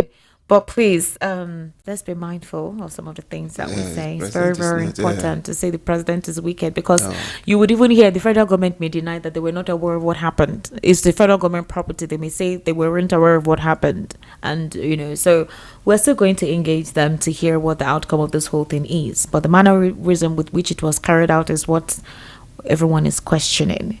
Hello, good evening. How are you? Good evening, sir. Good evening, sir. What's your name? Thank you very much. This is Malam Bello. Malam Bello, welcome, sir. How are you? Thank you very much. I greet your two guests. All right, sir. Go ahead. Yeah, well, thank you. You see, this is the reason why you are seeing that against insurgency. Hello? This is the reason. Can you hear me now? Yes. What did you say, sir? Thank you. This is the reason why the fighting against the insurgency in the northeast is not. It has not been. Yes. Because the fund that is meant for the people that are fighting these unpatriotic citizens has been siphoned by some few individuals. And about few days ago, I think about how many soldiers and police were connived with a criminal by selling arm and ammunition to these criminals, and they are court-martial. Some of them were court-martial to life imprisonment. Yes. And some were sentenced to 15 years imprisonment. Yes. The reason is that what was duly meant for them has not been given to them, so they don't have any other way around than to connive with these criminals because they want to survive. So the question is that the president himself have to monitor how the fund that was allocated to, they have to monitor it, that the funds should go directly to these soldiers, not their leaders, because these people that were controversial, then what happened to those that siphoned this fund that was meant for them? So what will now happen to them? Are they also going to be controversial for 15 years or life imprisonment also? Thank you very much, and God bless you. Thank you, Malam Bello. Thank you for calling. Yes, that's a good one. 08036929933. I need to start reading out messages now. 08036929933. Hello, good evening. How are you? Please turn down the volume of your radio, sir. Thank you so much. Hello? Hello, good evening. Good evening. Good evening. Welcome. What's your name, please? My name is Mr. Madi calling from Ejibo. Mr. Madi from Ejibo, please kindly go ahead, sir. Yes, I want to just tell you one thing that I discover, because in all the presidential candidates parading themselves, let me tell you the truth, Obi is more credible than them. And if you watch the whole scenario going on, the North have taken their slot, the West have taken their slot. This is the many 4 years, and Obi have promised them that it's going to do 4 years. If the North did not support Obi, I know that yes, indeed, all these things we are saying in this country, that they don't want the East to become something. That is real. I'm just telling you the truth now, because I've calculated the whole thing. Whatever Atiku is doing now, if Atiku will not support Obi, whoever they saying that Obi should support Atiku to become a vice, that is fallacy. Let me tell you, Obi is more credible than all of them. And whenever they decide to put Obi, like the son of... let me tell you something. No politician is a saint. No politician is a saint. No, I know. But I say it's more credible than them. It's more credible than them, because whatever he's saying, he said, go and verify. You among them to say, go and verify. If Obi has something straight in his cupboard, somebody like this guy, what do they call it? This guy that is starting you could have scratched your business. Let me tell you, if to sincerely any average Nigerians know that Obi is the best candidate now, let them support Obi and let us come out from this. For calling, you called to campaign. This is not your campaign season. Let me read out some messages. Igbo people will never learn. Sometimes I don't pity them. Over and over the same thing have happened to them, but more keep doing same mistake. Esther, you'll be surprised another Igbo man will go and buy same land from the people that destroyed it. He's talking about constitution. Do Nigeria respect constitution? They haven't started crying. Madu Francis from Ikorodu. Madu, we're taking it easy. Good evening, Esther. Your guests don't want to answer your question. They like to remain slaves. Let them keep waiting when government will tell them to go. They don't want to go and develop their state until they will go home empty-handed. Shame. This was the reason why late Udumego Ojukwu cried the day that trade fair was opened. When will the Igbos make use of their senses? What happened to Onisha, Niue, and Aba, all the eastern part? Please, Igbos should wake up without being told this is a sign of the Igbos to go. Zubi Lamba from Alaba International Market.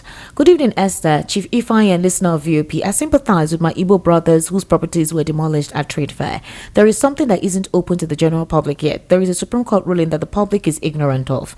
Irrespective of your federal government titles or CFO, a major requirement in Lagos State now is that you regularize your property's title with Lagos State government. This is a means of multi-taxation that isn't looked into.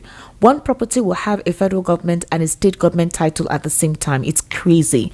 I have a live case study. The state must have a justifiable excuse for demolishing people's property. Sometimes we wouldn't see properties obstructing drainages, but they fall within wet ground or buffer zones.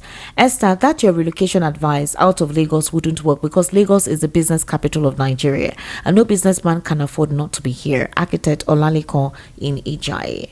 All right. Esther, please don't give them excuses, please. This is pure and total wickedness from the pit of hell. This is not governance. This is hooliganism from the part of government, and God will surely judge everyone according to his work on earth. Esther, is this the right way to go? Is this how to promote law and order? KJL, as in you can't task your way to growth. Esther, this is all about 2027 election. Good evening, Esther. I can authoritatively tell you that if Mr. Ifeanyi doesn't know what he's saying, you are asking him direct question of why can't he and his group think home like other tribes, and he's talking something else, dodging the question. He should go and sleep. I expected him to say that his group is planning to acquire land in the southeast. I don't even understand him. His own questioning Esther. Mr. Ifeanyi, You need to buy wisdom. Mr. Uche, please, I beg Chief Ifeanyi and my other Igbo brothers, please go back home. Build your headquarters home. Come together and develop our region. How many times would we keep playing the victim card? I hate sign of weakness. Please start looking back home and follow proper planning back home.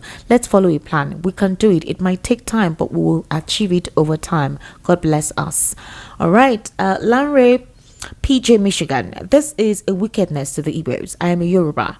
Is this what is called one Nigeria? If Igbos leave Lagos today, the economy of Lagos State will suffer. This is hatred against the Igbos. Northerners will never be treated like this. Since 2023 election, the APC government has been after the Igbos in Lagos. Please, Igbos should come together and have a plan. All right. Esther, this is absolute wickedness on the part of the state government. I went there and I saw the buildings are not blocking any canal way. The waters are flowing freely. What the state government is doing is what I call Emi Awalekun revenge of their failure during 2023. Like, what was that? You didn't pronounce it well. Emi Awalekun. What's that? Didn't I try? I didn't get the accent. Okay. EMIAWALEKUN. What's that? This is Ayanso hosting Kingsley from Ajauri State. Okay, Ayanso, you did not write your Yoruba well. Oh. Yoruba person, you do not understand what you wrote. No, good evening, VOP and good people of Nigeria. I read it out for you now. I spelled it. You didn't get it. So that means the person didn't spell it right. It came out from a corridor. It's obviously playing out worse at this government. After Obi wanting to in Lagos, that is when they said all this. But it's time the Igbo start getting whatever they have together. No war, no fight. We just have to start fighting to go home. Since they don't want, they have decided to treat the Igbos this way, too many of this will continue. Mr. Ifeanyi, you don't need to be told. The handwriting is boldly written. Go home. They're telling you, meet your kingsmen. Igbos or Nigeria don't need you. See what is being meted out to. All right. Nobody said Nigeria doesn't need them. We're one Nigeria. There is nobody that is more Nigerian than the others. The constitution has not changed. If the constitution has changed, then fine. So Mr. Ifeanyi is sticking to what the constitution says. But again, wisdom is profitable for the wise. Good evening, Esther and listeners. This is a big problem that people don't think, well, how on earth can someone who called himself a leader of people? The handwriting is on the wall. They don't want you. And you're here talking about waiting for federal government to tell you something. Is it a crime for people to stop developing Lagos and start repatriating their investment back to the east? I'm disappointed with this Miss Chief Ifeanyi, who spoke this evening on behalf of the stakeholders, because it seems he does not understand the reality of what is happening to our people in Lagos, especially Ike Ezobi from Ijibu, Lagos. Good evening, Esther. Leave Ifeanyi alone. When reality hits him in this Lagos, again, when sent. Simple thing, go home, and he's quitting laws when there is none. Many kids of Ifuli. Why now? Chief Ifeanyi, you haven't made anything clear about your possible line of action, and this is just a problem. Esther, recall I once told you to decode the fear in the voices of the callers. A lot of people seem to condemn the ongoing injustices and excesses of the people in power, but the courage to speak out or take the necessary steps is not there. What a situation we found ourselves in this country. All right, this is from Favor. Esther, that your guests will buy sim land again, build on it, and Lagos State government will pull it down. Who does this to Igbos? Igbos think home. Okay, thank you very much. Esther, the Honorable actually said there is a thin line between PDP and ADC. Oh, I heard. Thank you very much. Good evening, Esther and VOP crew. Thank you for the good work you're doing. Esther, I listened to Chief Ifeanyi. There's a question he keeps repeating. He asked you if Lagos State wants Igbos to go to their respective state.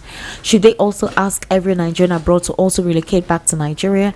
Esther, who is allocating all this land to those people? Who is approving these so-called lands? Esther, the Igbos are the only ethnic group in this country that believe in one Nigeria. And that's why they can build in any part of the country comfortably. If Nigeria doesn't want the Igbos, they should please free us. Because I said Nigeria because if the president doesn't like what is going on in Lagos, he would have stopped it. Casey from Ichasha.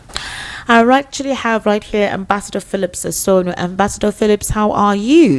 I'm all right. Happy Friday. Yeah. Please intimate us. Let's make more money. Okay. Go ahead. All right. You know, you talk about your politics. People are crying. You know, today, if you have money, you can buy house anywhere in the world and live comfortably. Okay. So those of them crying, you make more money. Go and buy house in Turkey. And they will not refuse the visa. Buy house in America. Buy house anywhere in the world. Go and live anywhere you live is part of the world. Okay. Thank you. So let's make money. That's the most important thing. Coco. Yes, you like make money. You can go anywhere. You can stay anywhere. So that's why I like all live these your comfortably. money messages and seminars. You talk about policies, it will never stop. The trouble in Nigeria is too much. Exactly. The only solution is let everybody make money. And that's the reason why we talk about this almost every weekend. Telling you that you have what it takes for you to make that money. Some people will be doubting, what is this guy talking about all the time? Look, the smartphone you have in your hand, I will not stop talking about it. Okay. Then when the internet came up initially, people don't believe that it's going to take over the world. All of a sudden, we start having smartphone. And every day, new features, new applications are being added on the smartphone. Ask yourself question, why is all these new things coming? It's to make your life easy in the area of making money, or even in the area of studying, or in the area of doing business. So it has all it takes to change your life. So this weekend is very, very important, which is tomorrow, Saturday, and Sunday. Tomorrow, Saturday, we start training by 11 a.m. and it's a free training. So you can't afford to miss this, because we have at least 3 major things we're going to show you or teach you, hold you by the hand and show you how to do it. Okay. On Sunday is at Maryland. That will be by 3 p.m. at the dot. All right. On Saturday tomorrow, we'll be teaching you how to use those applications on your phone, that you can even become a bank, a CEO of your own self, doing your business without you looking for a shop or an office before you start. Your phone can do all that. Even if you want to have so many shops online, you can do that. But our most focus area is to teach you how to use those applications and get into digital asset to make your own money and have it for yourself. Not you giving money to companies and tomorrow you get lost. Not that. I'm not talking about that. I'm talking about you being in control. All you need to know is to understand how to do it. Like I said before, training is free, but business is not free. Okay. So you need money. Like tomorrow, we have 3 different things. There's some of the applications they're going to use to start up your business that will cost you anything from 30,000 upwards. And then there are some that you need to start with a minimum of about 170. And there are some you need to start with about 500. So all depends on you, how much you want to make in a day, in a month, in a week, up to you. Now, another thing we're going to teach you tomorrow is about how you can shop and earn.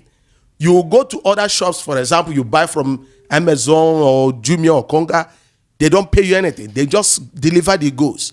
But these places we are going to show you tomorrow is where you can shop. Let's say I spend 100,000 from buying things from that shop.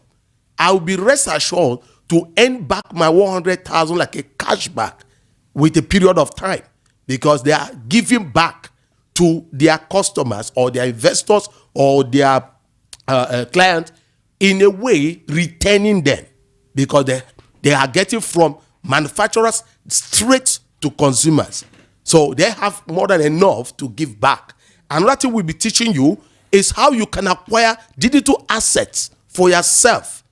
It's very, very important you understand this. If you don't know it, if you don't understand it, that's the reason why we're organizing this training tomorrow. It's a business summit with training. So you need to be there for tomorrow.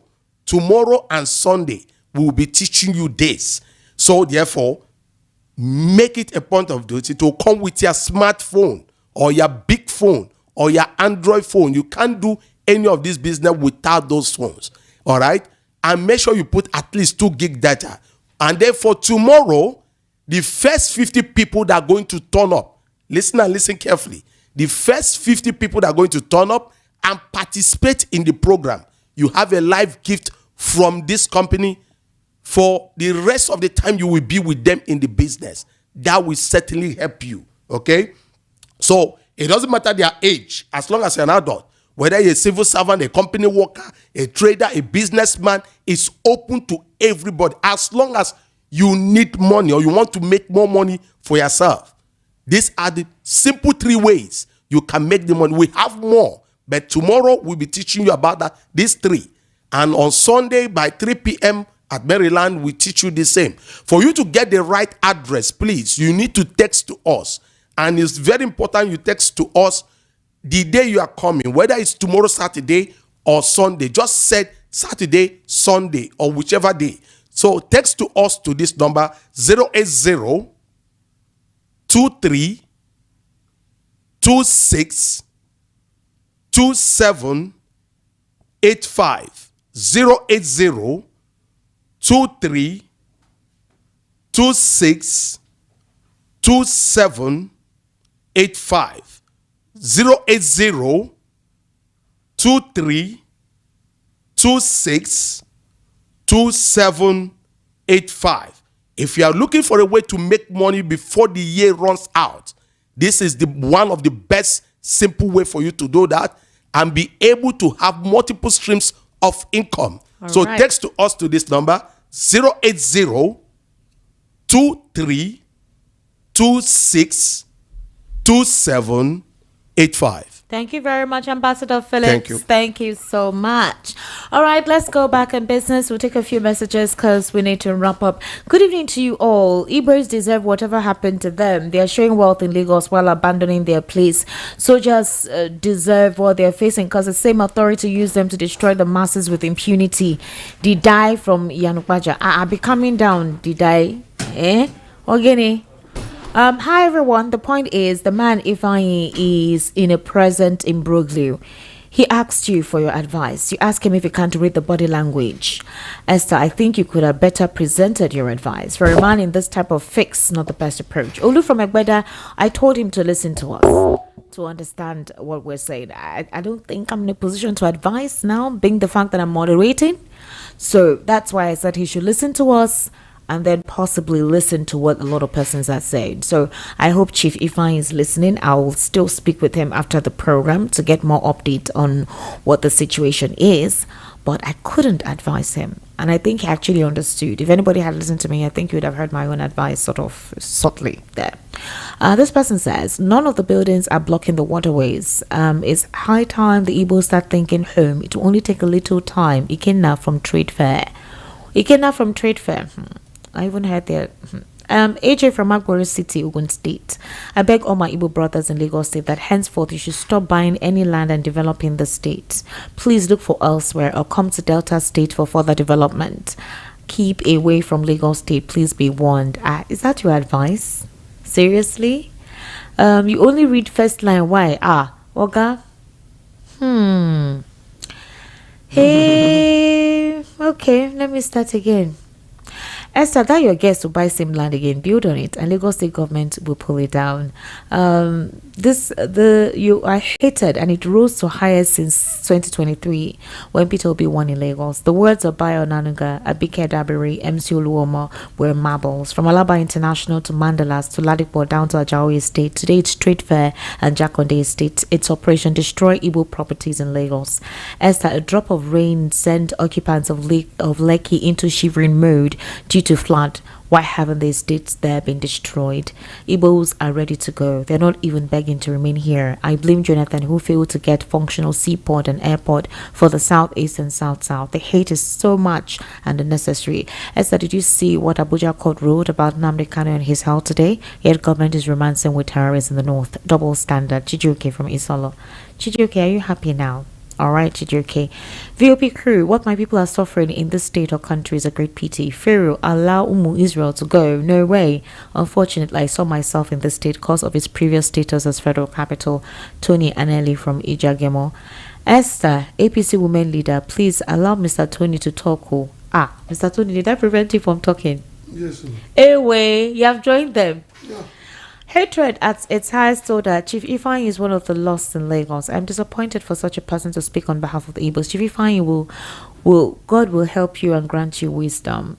I'm asking you guys to advise. Give advice, don't condemn. He's in a fix. They're worried and they're trying to think of what next to do. Esther, in the absence of rule of law, impunity will be the order of the day. Since this government came into power, INEC judiciary laws have been turned to lawlessness. Imagine this ethnic, religious, and tribal tension instigated in 2023. All this psychophancy will not stop until the right or needed thing is done. Lekon from Lagos. All right, none of the politicians is a saint. I don't know why person that is promoting Mr. Obi like saint. Obi should support Atiku, not Atiku should support Obi. Benson from Ijegun, Lagos State. Good evening, my guest, Mr. Akunda and Mr. Tony Bata. What happened at Trade Fair is pure hatred to Indigo. Are you telling me that if they are informed earlier that the land belongs to Lagos government, there's never a way they will develop the area? And secondly, the federal government do not want us to be part and parcel of Nigeria, but if they are continuing demolishing properties, then okay, this is from Abel Chubuaza from Ekwalfa Ejibo. Good evening, Esther Machuku. Since APC lost Lagos during the 2023 election, it has become a nightmare. The demolition is to prevent voting in those areas, especially areas dominated by the Igbos. My advice is to Chief Ifeanyi is he should seek for a human rights lawyer like Femi Falana to charge and take their case to the Federal High Court. They shouldn't wait for any dialogue from Lagos State Government. Comrade Levite Akman from Surulere. Good evening, VOP. The national cake mentality occasioned by the hijacking of a particular region's natural resources for redistribution to others on the basis of population is the source of everything bad that's happening in Nigeria today. Just imagine for a brief moment that the current denominator, crude oil, gets taken out of the equation and each region has to now make do with the resources at their backyard. Sanity will return to our land and our journey will become smooth. Until that happens, we'll continue the way we're doing. Nemesis from Ibaja. Good evening, VOP. Good evening to you too. Good evening, Esther. Olamileko from Barawa. A soldier was court-martialed to death for selling ammunition to the bandits and terrorists. Please, what is the difference between this particular soldier and the people in the list of 400 sponsors of Boko Haram sent to us by the UAE government? I think both are destructive. So when is the government going to sentence the sponsors on the list of 400 to death? Good evening, Esther. The main reason Igbo people don't have good infrastructure and development in their homeland is insecurity and lack of transportation infrastructure. And that's why the government in those states needs to address all of that. Does it mean that one man is stronger than over 2 million people put together? Who did Nigeria this thing? God, I beg, deliver us from this. So, good evening, Esther, and the guests in the studio. Esther, a soldier who is poorly fed cannot win any war. Based on historical events and ongoing crisis in Nigeria, hunger is weaponized against citizens through deliberate state policies. Enforce control, suppress dissent, perpetrates inequality. As for former President Jonathan, Peter Obi should not step down for him, nor accept a ministerial appointment when he wins. Jonathan cannot win President Tinubu because the highest bidder is always the winner. Charles from Lagos. Good evening, Esther, and brilliant analyst in the studio. Please, God in Genesis chapter 1 has given us dominion over everything under heaven. So nobody should tell us to leave the government for God when God has given us power. Samuel from Igondo. The first time I was around Agor was around 2013. Esther, I went there again last year and I couldn't recognize the place. Beautiful houses, developments everywhere. This is one place amongst many that the Igbos have developed and beautified. Now, Esther, I ask, when will the Igbos learn that you live in a state where your property can be destroyed at any time and you would never be compensated? The message is clear. Stop closing your eyes. The Igbos have been facing this property persecution since the early 2000s. Even before then, if you can search back to news headlines of how they have lost properties to Lagos State government, how some people moved from being riches to wretched as a result of property destruction. From time, I have always been of the opinion that the Igbo should behave like the Chinese, who only come here to do business and send majority of their wealth home. A Chinese man would never build a house in Lagos or anywhere. If one single person like me is aware of this from time, why would many people not know this? You buy land, they take your money, you pay your rent and taxes, they destroy you, repeat same circle over and over again. And this is from Tay. Tay, well done. Esther Wachwanko, good evening to you all. Master Paul from Songo Tollgate. Bible is a spiritual book written by spiritually inspired personalities, but not the word of God, because words of a lot of people, including the devil, were reflected in the Bible and not only God's words. If it's the word of God, only God's sayings are supposed to be covered and recorded by it. Let's stop making this mistake. Good evening, Esther. Hello, VOPFM radio. The Nigerian government is using the Igbos to cash out here. They don't want them to leave Nigeria. Nigerians are living in bondage, and this administration, I will never forgive Goodluck Jonathan for handing power to APC government. It's the worst thing that happened to Nigeria. Nigerians, indeed, this is a mess. I really feel for the Igbos, and the code word leadership of the Igbos are keeping quiet. My name is Joseph Ekbayong. Igbo leaders really need to speak up for their people. We're not one Nigeria, but Nigerian government are keeping the Igbos for what they are getting from them, the money, and the Igbos being the major importers in the country. Good evening, Esther. Thank you very much. God bless you. Thank you for your compliment. Obed Oji. A caller just said exactly what I have written on WhatsApp, as if he read my post. They're still young. Both girls are very intelligent and creative. I think both went to school very early. Thank God Almighty for them and their parents. Thank you so much. All right. Thank you so much, Obadoji. God bless you for your compliments and encouragement. Thank you so much. Esther, you sound tired. How are you? You need a weekend off. Let me know what you think. Your fans will make it happen for you. Remy, if not, you don't go tired. You go tired now. All right. Thank you very much. The Igbo should stop building in Lagos, because you can't tell me that the government is supposed to maintain peace and order is causing violence everywhere. How can anyone tell me that the government's action at trade fair is not in line? All right. Okay. Mr. Tony Bata, what's your final take on the conversation this evening? My final take is that we should stop deceiving ourselves in this country. The deceit is too much. If we are one country, we should live as one country. Any part of the world, somebody can go there, America, UK, and all this stuff. They will buy land, they will bid on it, and nothing will happen. So longer you don't contravene the law. But why Lagos is exceptional? We should rethink if we are one Nigeria. Mr. Lawal Kandari. My own side, I will start with the soldier case. Okay. I'm calling out the president to thoroughly investigate this thing and bring those who the perpetrators to book. And also not that area only. Should go around all the forces, even the police. That's what their excuses. Many of them, the excuse they give for that, for collecting bribe and so on, that is because of that. So you can see so many places. So the president it stops on his table. The buck stops on his table. If everything is working well, people will praise him. He will get all the praises. And if there's issues, he will also get it will stop on his table, because he's the commander in chief and the chief of armed forces. So he stopped on his table. He should look into all these things immediately, as soon as possible, because at this moment we need the soldiers. Okay. Thank you so much, Mr. Lawal Kundar. Mr. Tony Bata, thank you. Honorable Shadrach, thank you. Chief Ifeanyi, thank you so much. We will continue to speak with you to know what the updates based on the conversation with either the state government and the federal government, and a couple of the trade fair complex managers and stakeholders. We would like to know what the agreement is, what has been resolved, if any form of compensation will be done, if there is any formal apology from either the state government or the federal government for the loss of properties and all of that. Please, before I go, I would beg the federal government to please, I don't know what is going on in the country, but we need unity, we need peace, we need tranquility. We need to unify as a country. You cannot let hate and acidic pervasion distrusts the country. People are hungry, people are dying, there's a lot of issues. You can't do this now. If you want to do things like this, do things the right way. People have suffered, properties have been built, homes have been built.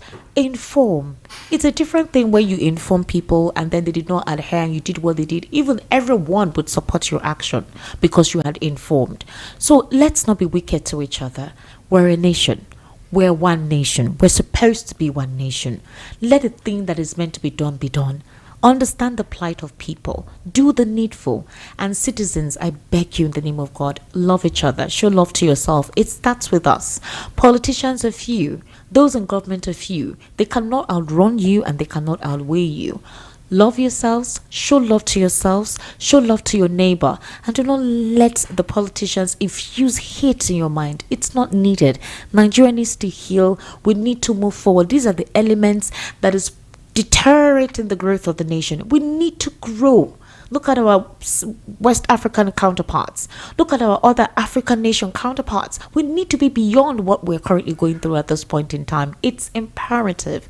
It's a thing of national import. It should be necessary. It should be considered. Elections and should not be the focal point of the day. It's important that the needful is done in every sector. My name is Esther Wachuku. Have yourself a good evening. Make sure that you eat proper oha soup this weekend. Bye for now. See you on Sunday for the political spotlight. And make sure you don't miss it. I'll be having a Labour Party member have a conversation with us. Bye for now.